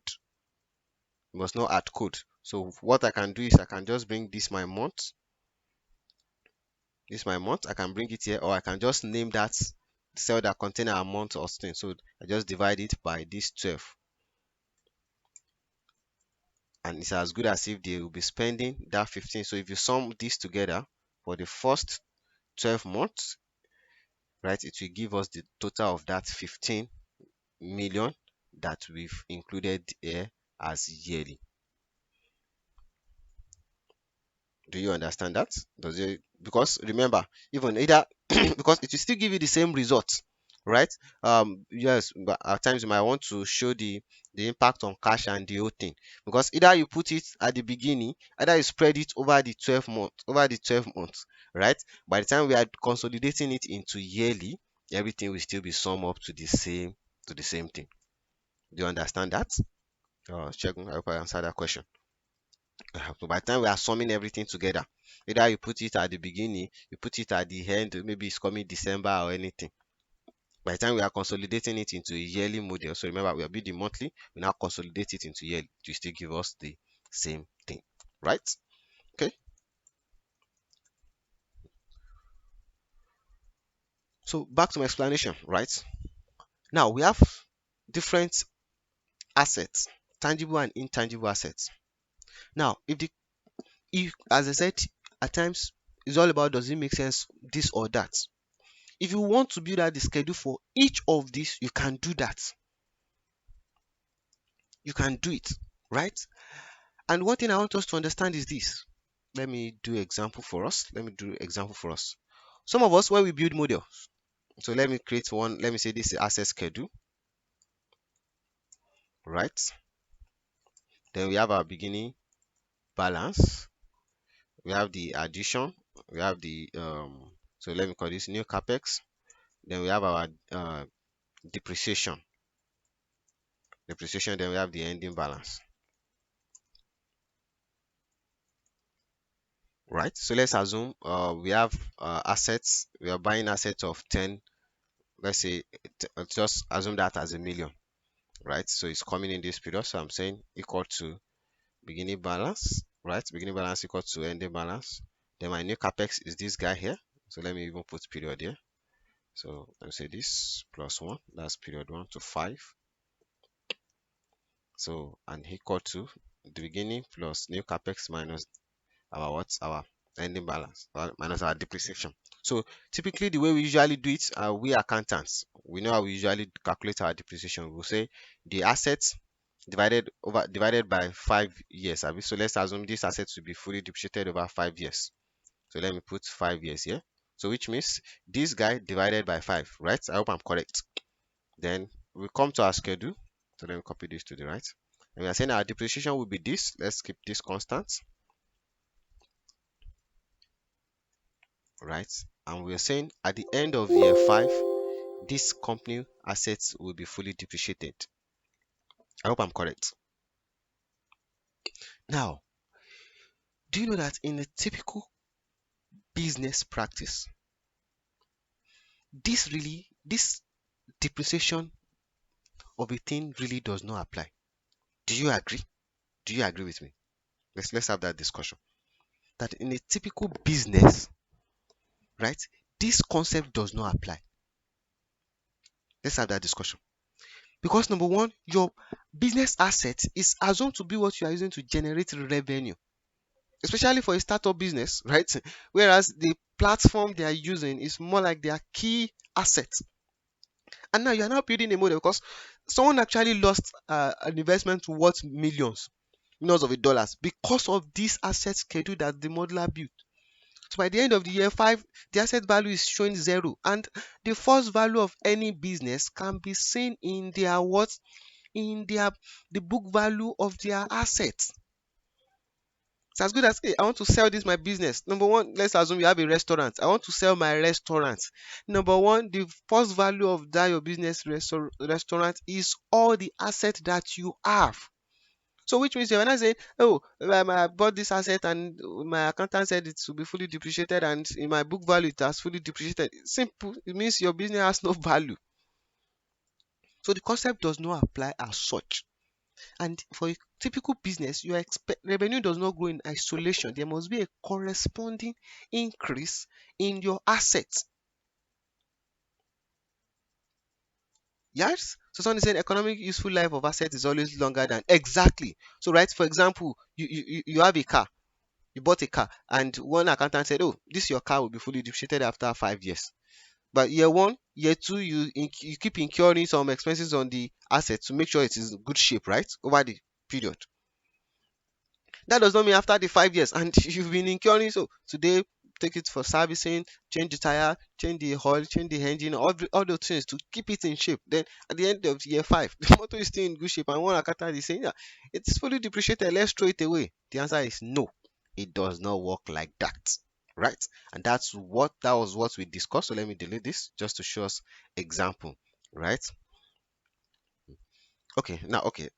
So let me see this. Benga said economic useful life of asset is always longer than depreciable life. Shegun is saying I disagree, Benga. You are supposed to depreciate over economic useful life. Okay. So I think we are both saying the same thing. Right, I can see it. We are both saying the same thing. Yeah, yes. Shegun too is actually saying the same thing, but saying it the other way around. All right, from what I can see from there. So that's why you look at typical corporate organization, you check their depreciation rates to their assets, and you realize that none of it usually fall under that depreciation thing. So most time they don't usually use uh period, they use rates, even though period they we also convert to rate, right? But most time they use rate. You see them, maybe depreciation rate is just 10%, 9 point something percent of a thing. Because what, you need to keep maintaining that asset. Even if you buy a new one, you still need to keep maintaining the other assets, right? And that's the old concept. Business does not depreciate like this. Your cash flow, the fact that you invest in year zero, you must always business always invest, always have cash from investing. You must always invest in the business assets. You must always invest in that business asset because revenue does not grow in isolation. So based on that, right, as I said, we could decide that on your own you can put this separately if you want to create your own schedule, but for this our own, let's just build all the assets together, right? Let's build them into one schedule. So let's call this, let me copy this headings and let's put it here. So as I said, you can decide to build your own separately. Okay, yes, Daniel. So let me call this our capex and depreciation. Okay, yes, can you go ahead, Daniel? Your answer is up. Yeah, okay, thank you. But I want to just chip in one thing. We may not say it is incorrect to to calculate that depreciation in such a manner, because most of us work with asset schedule in our various organizations, and that's the typical way it is being calculated. But the concept of saying we need to have assets to continue generating revenue, it's absolutely right. So we can just maybe, because I've seen a model where the modeler incorporated addition and asked the business that, okay, you will be adding assets into your business maybe every 2 years before the or every 3 years before that particular asset class fully depreciates.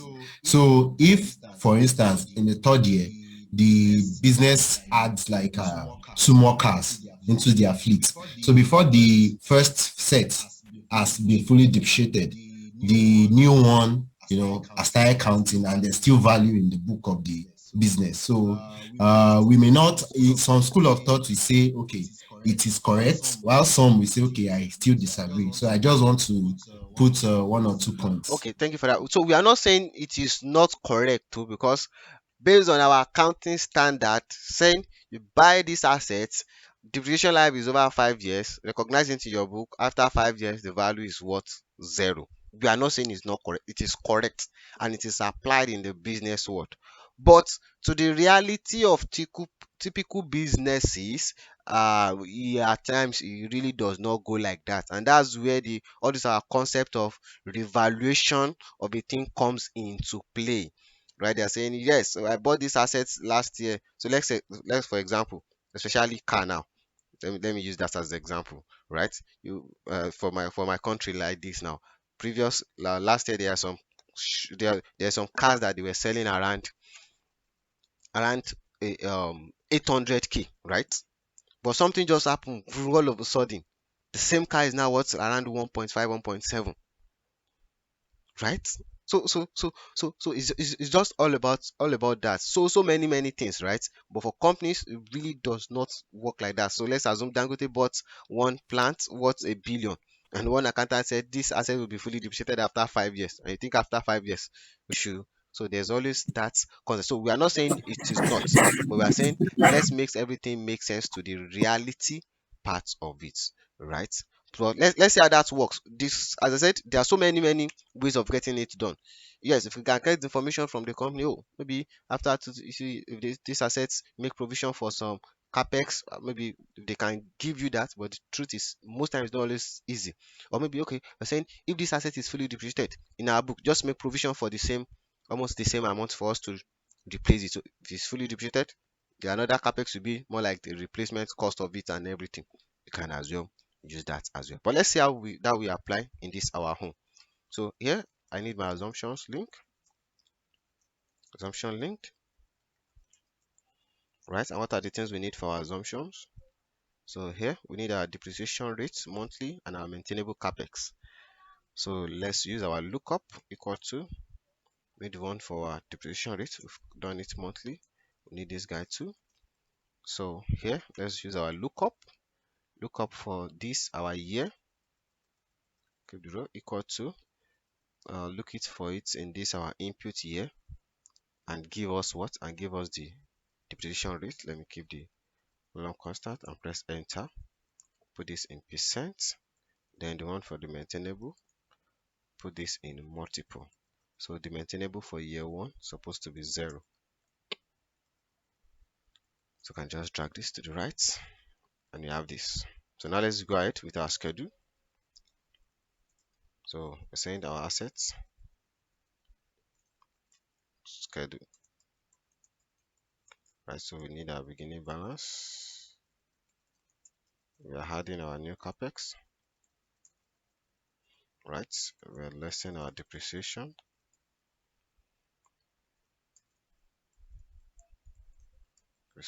Then we have our ending balance. So then put our currencies. Let's have our total format. So here, beginning balance will be closing balance for previous year. Our new capex, let's just link that to tangible and intangible assets. So let's call this depreciation and amortization. Alright, so let's have our ending balance, beginning balance plus new capex minus depreciation, and press enter.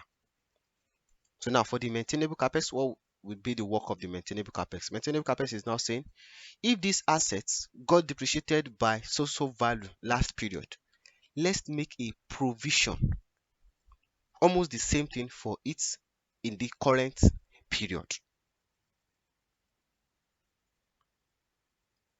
right? So for our depreciation, let me ask us, how do you think we can calculate our depreciation? Okay, let me show we are together. So how do you think we can calculate our depreciation? We have our depreciation rate, we have our assets. How do you think we can calculate our depreciation?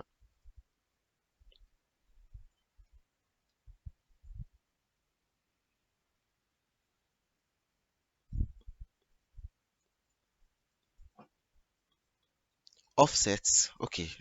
The offset is more like a complex, right? But I think they should be have a simple, just something multiplied by something. I think that will work fine. Depreciation rate multiplied by average of beginning balance and ending balance. Okay. Okay. So in case of any assets coming in, so equal to, we can use average or you can just sum, but I think average is fine. Beginning balance and this, right? Then multiply by the rate and we press enter. So that's the depreciation. Now for the effects of the maintainable capex, we are saying the previous asset that the company has, they will be maintaining the assets plus the case there is new asset. So that will now be equal to this new asset that is coming in plus, open a bracket, the previous period. So you can use previous period or current period, but most I usually prefer previous period. Previous period depreciation multiplied by this what multiple. Close my bracket. So let me say that again. So we're saying we've calculated our depreciation, which means we are saying if this asset has depreciated by 158,000 this period, that means for this asset to be in its best shape, the company would have incurred almost the same amount what this same 158,000 to keep that asset in its best shape, right? So we are saying in case there's a new capex, the new capex plus, open a bracket, the depreciation of last period multiplied by this maintainable capex, close the bracket and press enter. So with this, I light everything to the right, press my Ctrl R, and you can see at the end of the period, this asset still has a value, right? And you can see, so you see the impact. So in year 2, so we are saying this asset got depreciated by 144, right? So we are just making provision for time value of money that this 144, right, might not be worth the same thing. Just factor in that effect and have this. So you can see the assets was decreasing, and it got to a point they just had to do what? To still maintain that asset. So we are assuming the provision of for depreciation is the same thing as, yeah. So we are saying, so for example, you have that your car and the tire got spoiled. So maybe the car is to take you from your home down to your office. So which means if anything happens to the tire, of the car, right? You need to go to the market, and that's more like the factor of that depreciation story that we are seeing. Because if you don't get that tire, there's no way the car can move. So it's okay, got depreciated by that amount, which is the tire, then you go to the market and buy it. Definitely it's not the amount you bought the tire when you first bought it that you'll be getting it that time. So that's what this is just saying. So that to keep your asset balance realistic. Do you understand that? Do you understand that? Do you understand that? Any question? Any question? Any question? Any question?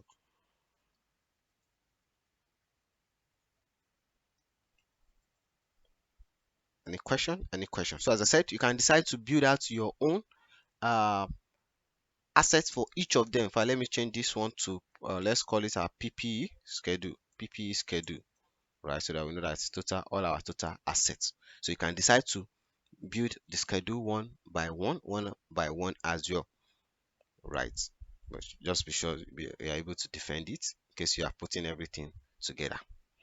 Right, so which means we are through with our use of funds, and the next thing we need to go and do is our what? Is our revenue. Okay. Hi Victor, uh don't you think a depreciation waterfall, we can use everything at a glance? Yes, you can use a waterfall. Yes, waterfall is great, perfect, but using waterfall for a monthly model, ha man, do you want to imagine how long the worksheet will be? So which means we have 60 months by the column, then another 60 months by the row. Man, might be much. It's always good for a yearly one, right? But for the monthly, well, you can actually do that as well. Yes, if you prefer that, waterfall month on month. Yeah, but it might be way big in the model. So you have 60 column, then 60 rows, as well. If it is for yearly, it's always very, very, very, very easy to do that. Yes, yes. All right, so which means we are through with our what? With our funding and our use of fund part. Simple, right? Once you build out the monthly calculations, or you everything you are doing next, you are just consolidating, consolidation. So the calculation is really the engine room. So here we have our business operations, which is our users, our revenue. Okay, so I'm not sure we are going back to that.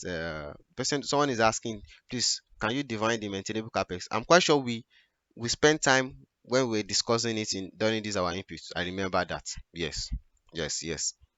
And I still recap today. We discussed it when we were dealing with this part, this maintainable capex. I remember we did the same example I just did now. Yes, yes, yes, yes. So in case you missed that, you can check the previous video that we did. Okay, so the next thing is for us to go straight to our business operation, which is our revenue and our operating expenses. Now, let me ask you, us, should we do this as our assignment? As I said, the best way to learn is to do it yourself. Make attempts. You are getting the concept now. You have the input. Go ahead, use it to build your own revenue, your own business operation calculation. So those are the things you have. You forecast your users, your revenue, right? Your transaction, the direct cost. Luckily, you have the operating expenses, you have the salary schedule as well, and you build out your own calculations. Then, when you submit, we also share the solution file. The next session, we now have a discussion around it. Should we do it that way? What do you think?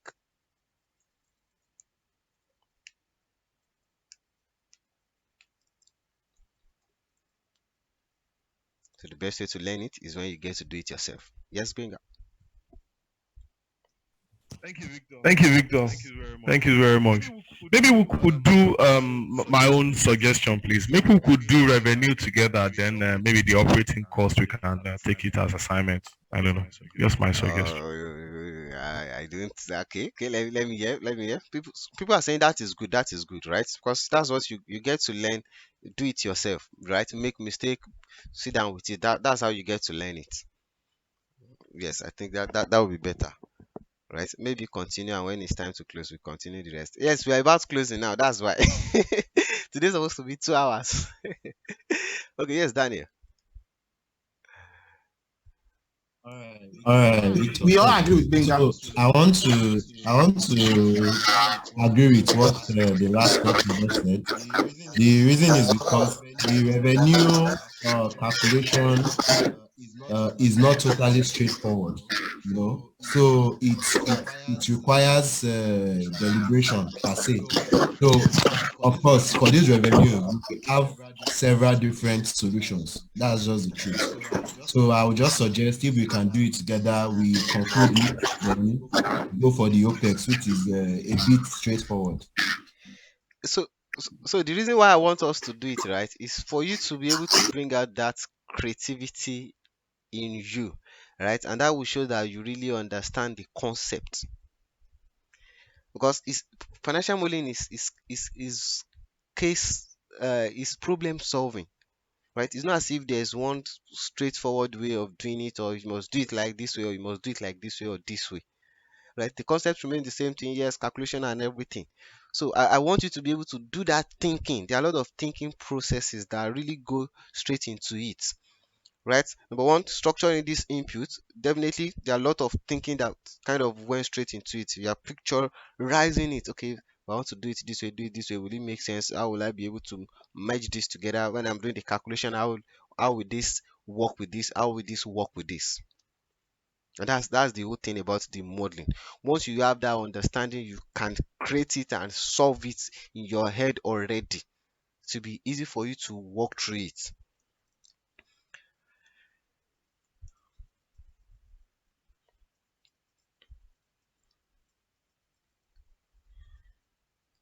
All right, so let me copy this funding calculation and let me call this our operations. let's call this our operations calculation. So you can see instead of having so let's call this our operations. So instead of having multiple worksheets, standard is saying, you know what, no, put everything in one worksheet like this. You can see how we are creating the headings as well. You can also do what we call outline, so that it's kind of very easy to flow with, right? And it make navigation easy. All right, so here let's have this our users. Let's start with our users first, and here let me call this assumptions link. Let's call this assumptions linked. What are the things we need? So we need our base users, we need our monthly growth. So let's take it one after the other. So our base, then equal to, just link that to what we have here. The monthly growth. So let me just copy our lookup formula here. Copy, enter, work smart. Then let me see what is our column, row 69. Row 69. So I just change this to 69. 69, enter. Then we can have that percent. Right, so let's check if that's correct. Yes, it's the same thing with what we have here. So I can just drag this for the years, and to put the formula, so equal to last year multiplied by 1 plus my growth, enter. All right, so there are number of people, so they don't have any decimal. So which means by the end of the year 5, we expect to have 1102. Is that not too small? So let's create our user schedule. Right, so beginning users, so added users, and then our ending users. So this will be number count. So please, if you have any question, always ask. So beginning user will be closing users for previous year. Right, so for this so it's assumed this is what we are starting with. The change will now be the current year minus previous one, so that we have that change and we can sum it up to give us the same growth like that, and can copy to the right. So this is what we have. So this should not have decimal. This is our human being. Okay, yes, I got the churn rate, but this is not where churn rate will come in. So the users, so you need to understand that users, base users. So you can have 10 million users on your platform. It does not mean all the 10 millions are actually what? Buying your business or doing anything that can generate revenue. And that's why we have these other guys called active users, and it is on your active users that you charge churn rates. Yes, total users are just there. Okay, so I think we've gotten our users. So the next one is, okay, so let's call this our base users. Okay, okay, yes, so let's do that. So let's call this base users, our base users. So the next one is our active users. So for these active users, we need our, what do we need? So equal to active users, then our churn rate. So copy this, paste it here, so you can see it's all about just think, make it seamless. Anyone that is going through it is as if you are telling a story. It should flow. So what do we need? Percent. So let me just copy this our formula here. Let me try and be lazy. All right, just copy. I don't want to type the formula again. What do we have here? Set, that's row 72. Just change it to row 72. Row 72, enter, put it as percent, drag to the right. All right, so let's see. So I can copy the same formula down and make this 73. So this should be 73. 73, enter, put it as percent. It's okay. Then I can copy this to the right. right? So let's have our active user schedule. Active users schedule. So beginning active users, right?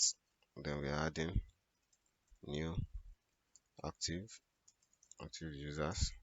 Then we are listing our churn users. We have our ending active users.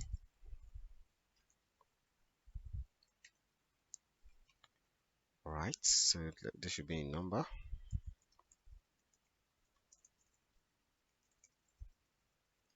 Copy it.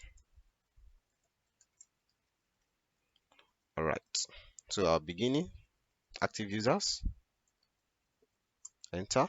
Then new active user will be what? The percent, 20% of these base users. Then our churn user will be equal to from last year ending active users multiplied by our what? Our churn rate. This churn rate is enter. Right, so for here beginnings plus active minus churn, enter. Right, then we can drag this to the right and press our Control R. So you kind of see how that kind of play out. So remember the concept, put the formula for only year one and just drag for the other years. So you can see, so they are adding here 22 churn of 4, and like that, like that, like that, like that. So I think as the business grow, typically the churn is supposed to be slower.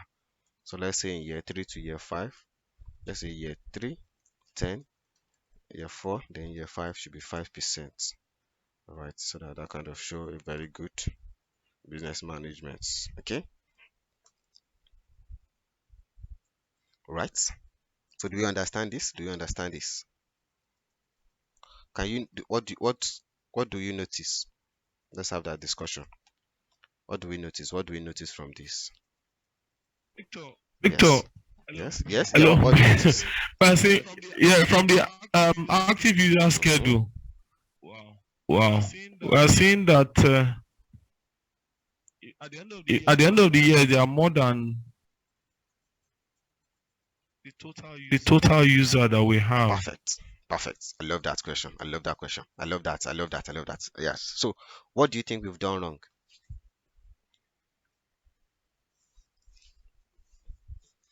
What do you think we've done wrong? Or what do you think is happening? Okay, yes, Daniel. When we're adding the new active customers, I think that section is where Okay. the might be from. Yeah. Okay. So what do you think we need to do? The solution. Yes. Maybe we'll add the new customers that were added that was in the user schedule. So we just add, let's say the 555 and then the 6. Those ones, that's what I'm thinking. Because the churn rate will account for those who are not active. That's what I'm Okay. thinking. So you are saying instead of we saying 20% of this ending user, it should be 20% of the added user, right? That's what I'm Okay, thinking. I love that. Yeah, I I love don't that. So let's say so we want to rub mine together. What do you think? What do you think? Other guys, thank you for that. So you're saying instead of us using the ending users, we should make it the added users, percent of the added users, right? I love that. So let's hear from others. What do you think? Okay, bring up.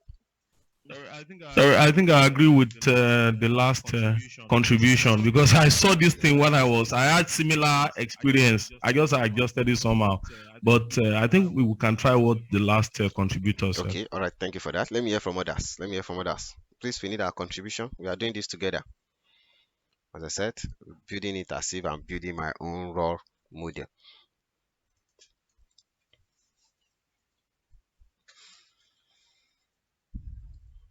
Let's have discussion. Let's have discussion. What do you think we can do? What do we need to do? Because then the active user is like times 2 or 3 of of the main base users. let's chip in, let's chip in, guys. Guys, let's chip in. Or I should leave it for us so that we can do it ourselves. Do it ourselves, right? What do you think? What do you think? What do you think?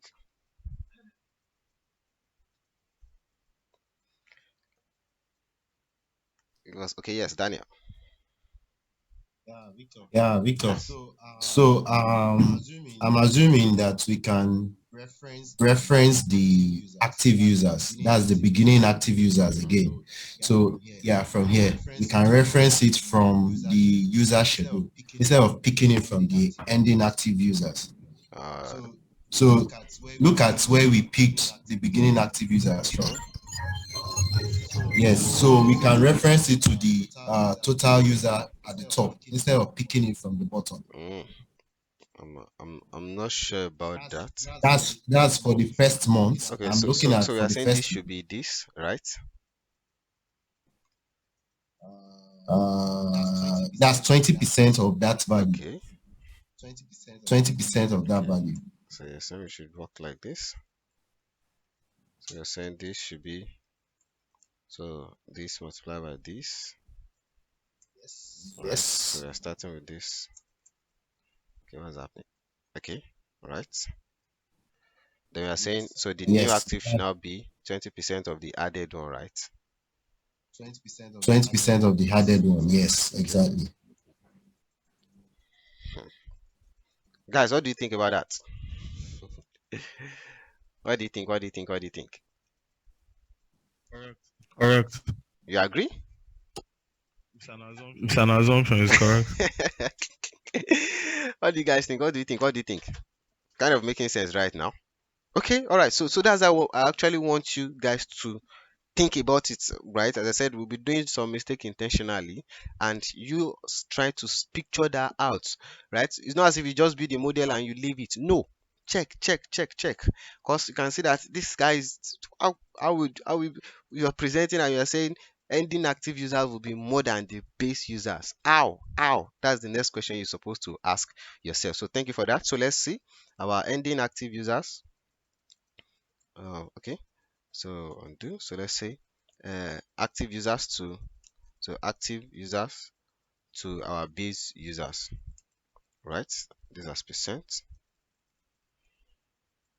This as percent. We're saying so. Let's start from year one. This ending active user divided by what? Our and base users, and you can see our data. And you can see the actual active users, which is a little bit low, right? This is low. This is low. This is slow. So please, these are things that's very, very important for you to note when you are building your model. So I know, yes, some of us might be expecting this to be almost the same thing with the input that we put here. No, it will not be, because we factor in some churn and the whole kind of thing, right? So I think this is way too low. So let's say maybe we increase our active users. So here, let's say maybe 30%, then maybe increase 10%. So 40, 50, let's say that 60 and 60%. So let's see how that kind of play out. It's still low, but that's fine. So maybe we can increase our base user. But you see all those adjustments, that's what we'll be doing last, and that's what makes it a model, because we are building that flexibility already. So let's leave that like that. Can always come back to make necessary adjustments. Then we need to go and check our what our active of saving users and this other one, right? So let's do that. Let's do that. Let's do that. Let's do that somewhere here. And we're saying equal to percent of savings user and percent of this other one. So let's put them. Let's put the unit percent, and I can just go ahead. Let me be lazy. Let me copy this formula. Control C. Come down here and let me see 75. Just change the number to 75. Enter. Put it as percent. This other one. So equal to 1 minus this automatically. So they need to link that self. This will give us this. So I'm saying to the percent of users. So this will now become number. number count. So equal to 70% multiplied by these active users, right? Just copy this down, and the total must always be equal to the same thing. So total will be the same thing with our active users. Yes. So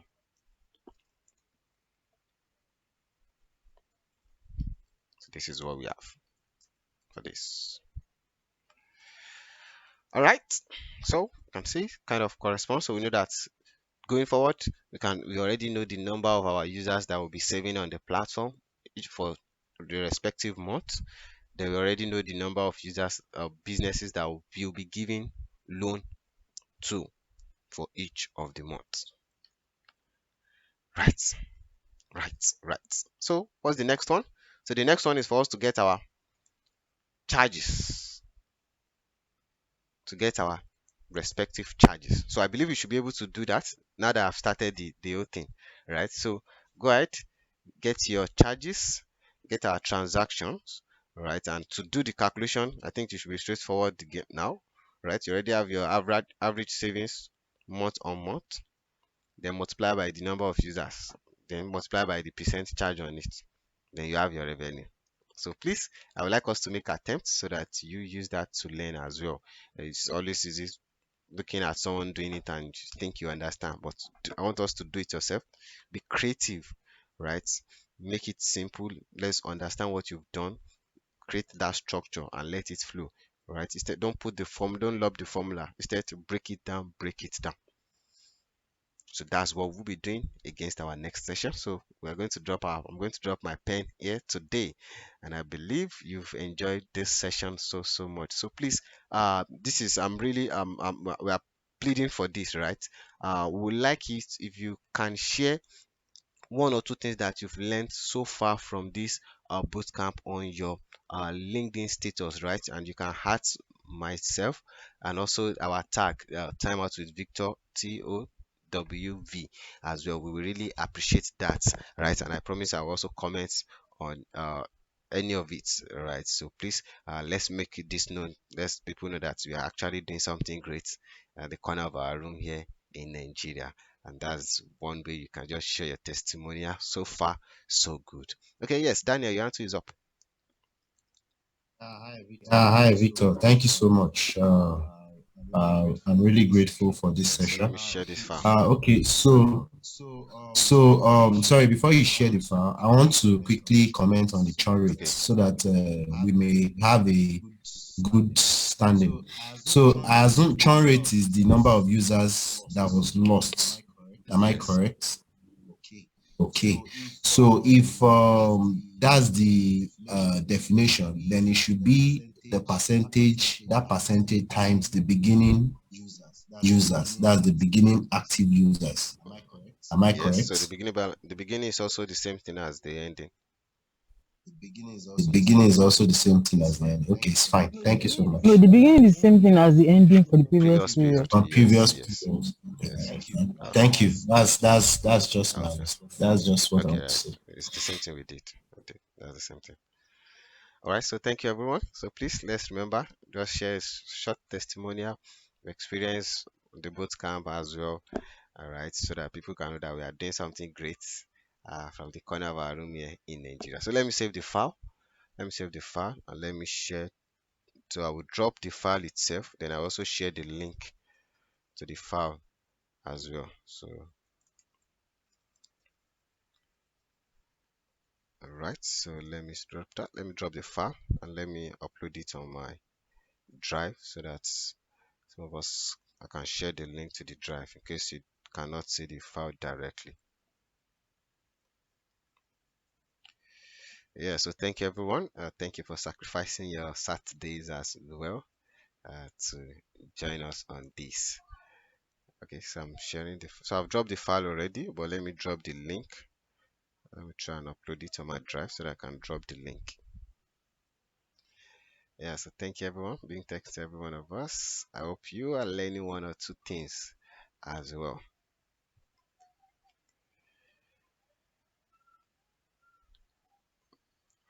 All right.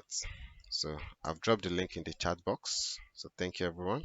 Thank you so much. So let's make sure we enjoy the rest of our evening.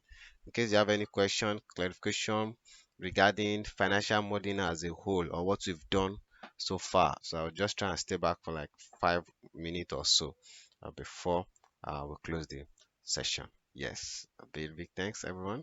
Let's make sure we enjoy the rest of our day. Yes. So I think we'll see next week. Right.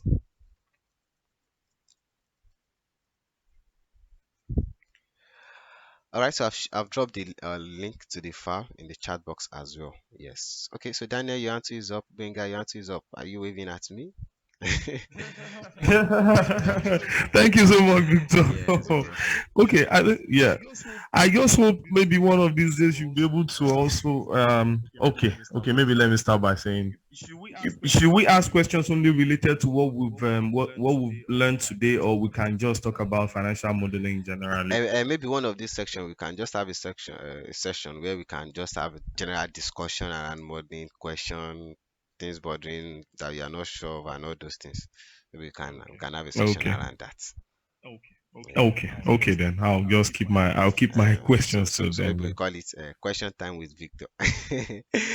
Yeah. Maybe Yeah. I can bring some of my guy in the industry too. Then we can have that discussion. All right. Okay. It's all right. Okay, Thank you all right. so much. Thank you. Hello, Victor. Yes, I'm with you. Yeah, please, I have a question, although it's not fully pertaining to what we've done Okay. fully. Now, remember when we were doing the distribution schedule, whereby we had to do like a maintenance provision, more like, so that the value of the assets would not be zero or would not be too low at the year end, or at the period end, more like. I want to believe the reason why we're doing that is because of valuation purpose, so that to look as if the assets of the business is still what is used to generate revenue. Yes. Right? Yes. And the asset turnover. So now, Go ahead. my question is that there are different ways of valuing a business, because this model is looking at it in form of as if you want to value the business based on the net asset of the company. What if the approach towards valuing the business is maybe expected future inflow, or there are other different ways of valuing the business? Do we then need to then go through the stress of doing the depreciation that way? Okay, all right. I think I understand your question. So one thing about valuation is this. My colleague will come in and take us on that. Valuation is never a concept of historical performance of a business. Yes, at times we try to want to look at how the business have performed in the past and the whole thing, right? And the value of a net asset of a business, even if you are using the net asset value, right? So look at go to their balance sheet, pick the asset value like that. The concept is not even about how they've done, because that asset, we are saying if we take this asset to the market today and we want to sell it, that means anybody that want to buy that asset believe there will be a future benefit, and it is that future benefit that the person is paying for. Now when it comes to discounted cash flow, if you build your discounted cash flow in your free cash flow to the firm, right, if your business does not make provision for investment in their assets, automatically your valuation, the free cash flow to the firm is already messed up, because revenue does not grow in isolation. You need that investment, your assets, because we need to be able to measure your asset turnover. How well are you using your assets to generate revenue? So the story should tie. So if you are saying revenue will grow by 25%, what are you using? Assets could be anything. Assets could be your current assets, could be non-current assets. But most times you need that current, non-current assets more. For a manufacturing firm, you are saying the revenue will grow by 15%. So which means you are saying they will sell what they sold previous period and still have additional of that 15%. Then that means something must, the plant that is producing that product, maybe we need to increase the capacity, or maybe we need to get new plant or additional equipment that can really help us to increase that capacity. So which means the story must match together. right? Because you need money to be able to make more money. You need more things to be able to make more things. So it should tie together. So we are not saying, yes, the book value of your balance sheet is this. We are not saying that book value actually represent the value of your business. You can have an asset in which in your book value it is saying 500,000. And when you do the valuation using that net asset method, your asset method, in the market is saying they want to buy that same asset for 5 million. So you understand that it's not really about the concept of it, because it's not about the historical performance. It's about the future. It's about the benefit. That's what the person is paying for, and that's the whole thing about valuation. I hope that answered your question. Yes, it does. Thank you. Yes, it does. Thank you very much. So someone is asking, please, what is the difference between forecasting, financial budget, and financial model? So the umbrella of them all is actually financial modeling, right? Just that it has a lot of different branches, and one of the branches is what we call forecasting, budgeting, right? Budgeting is, oh, this company, we have different type of budgeting, right, that company use. Next year we expect to make this revenue, and we are spending this cost. Let's make provision for cash, just for us to be able to know that, oh, these are the things we'll be spending and the whole thing. This is our cash, expected income and expected outflow. Forecasting is saying, oh, year one will be, so budget is more like within a short frame, maybe 1 year, maybe 6 months of a thing. Forecasting is saying, oh, year one we are going to generate revenue of 2 million. Year two we are generating 5 million. Year three we are generating this. Our expenses, total expenses, will be this, will be that, and they kind of do the whole thing. But modeling incorporates different drivers, different macroeconomic assumptions, different general assumptions, different things that can really drive the business forecasting. So you are saying, oh, we are going to make revenue of 2 million. That is budgeting, that is forecasting. But modeling is saying 2 million does not just appear from thin air. What are the components? What are the drivers? Oh, we need price, we need quantity. How many units do we need to sell to be able to get this total thing that can give us this revenue of 2 million? So modeling is actually demystifying everything, going so granular that what makes up this 2 million, what can drive this 2 million, can this 2 million be lower if something is something, if we sell lower than this, can we still make this revenue? What can affect our pricing? Oh, market, we cannot increase our price more than what the market is selling. Definitely you know that there's no way you can do that. Oh, inflation is increasing, but you cannot increase your pricing. How do you get to balance that to still be able to have that good stand? That's the whole thing about modeling. So modeling is more like the oga pattern, the more like the whole boss, the umbrella. So every other thing just come under it. I hope that answer your question.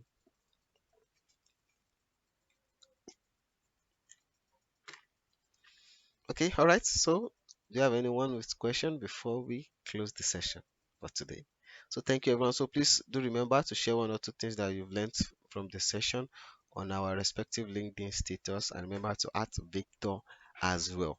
All right. So big thanks to everyone of us once again, and let's make sure you enjoy the rest of our day.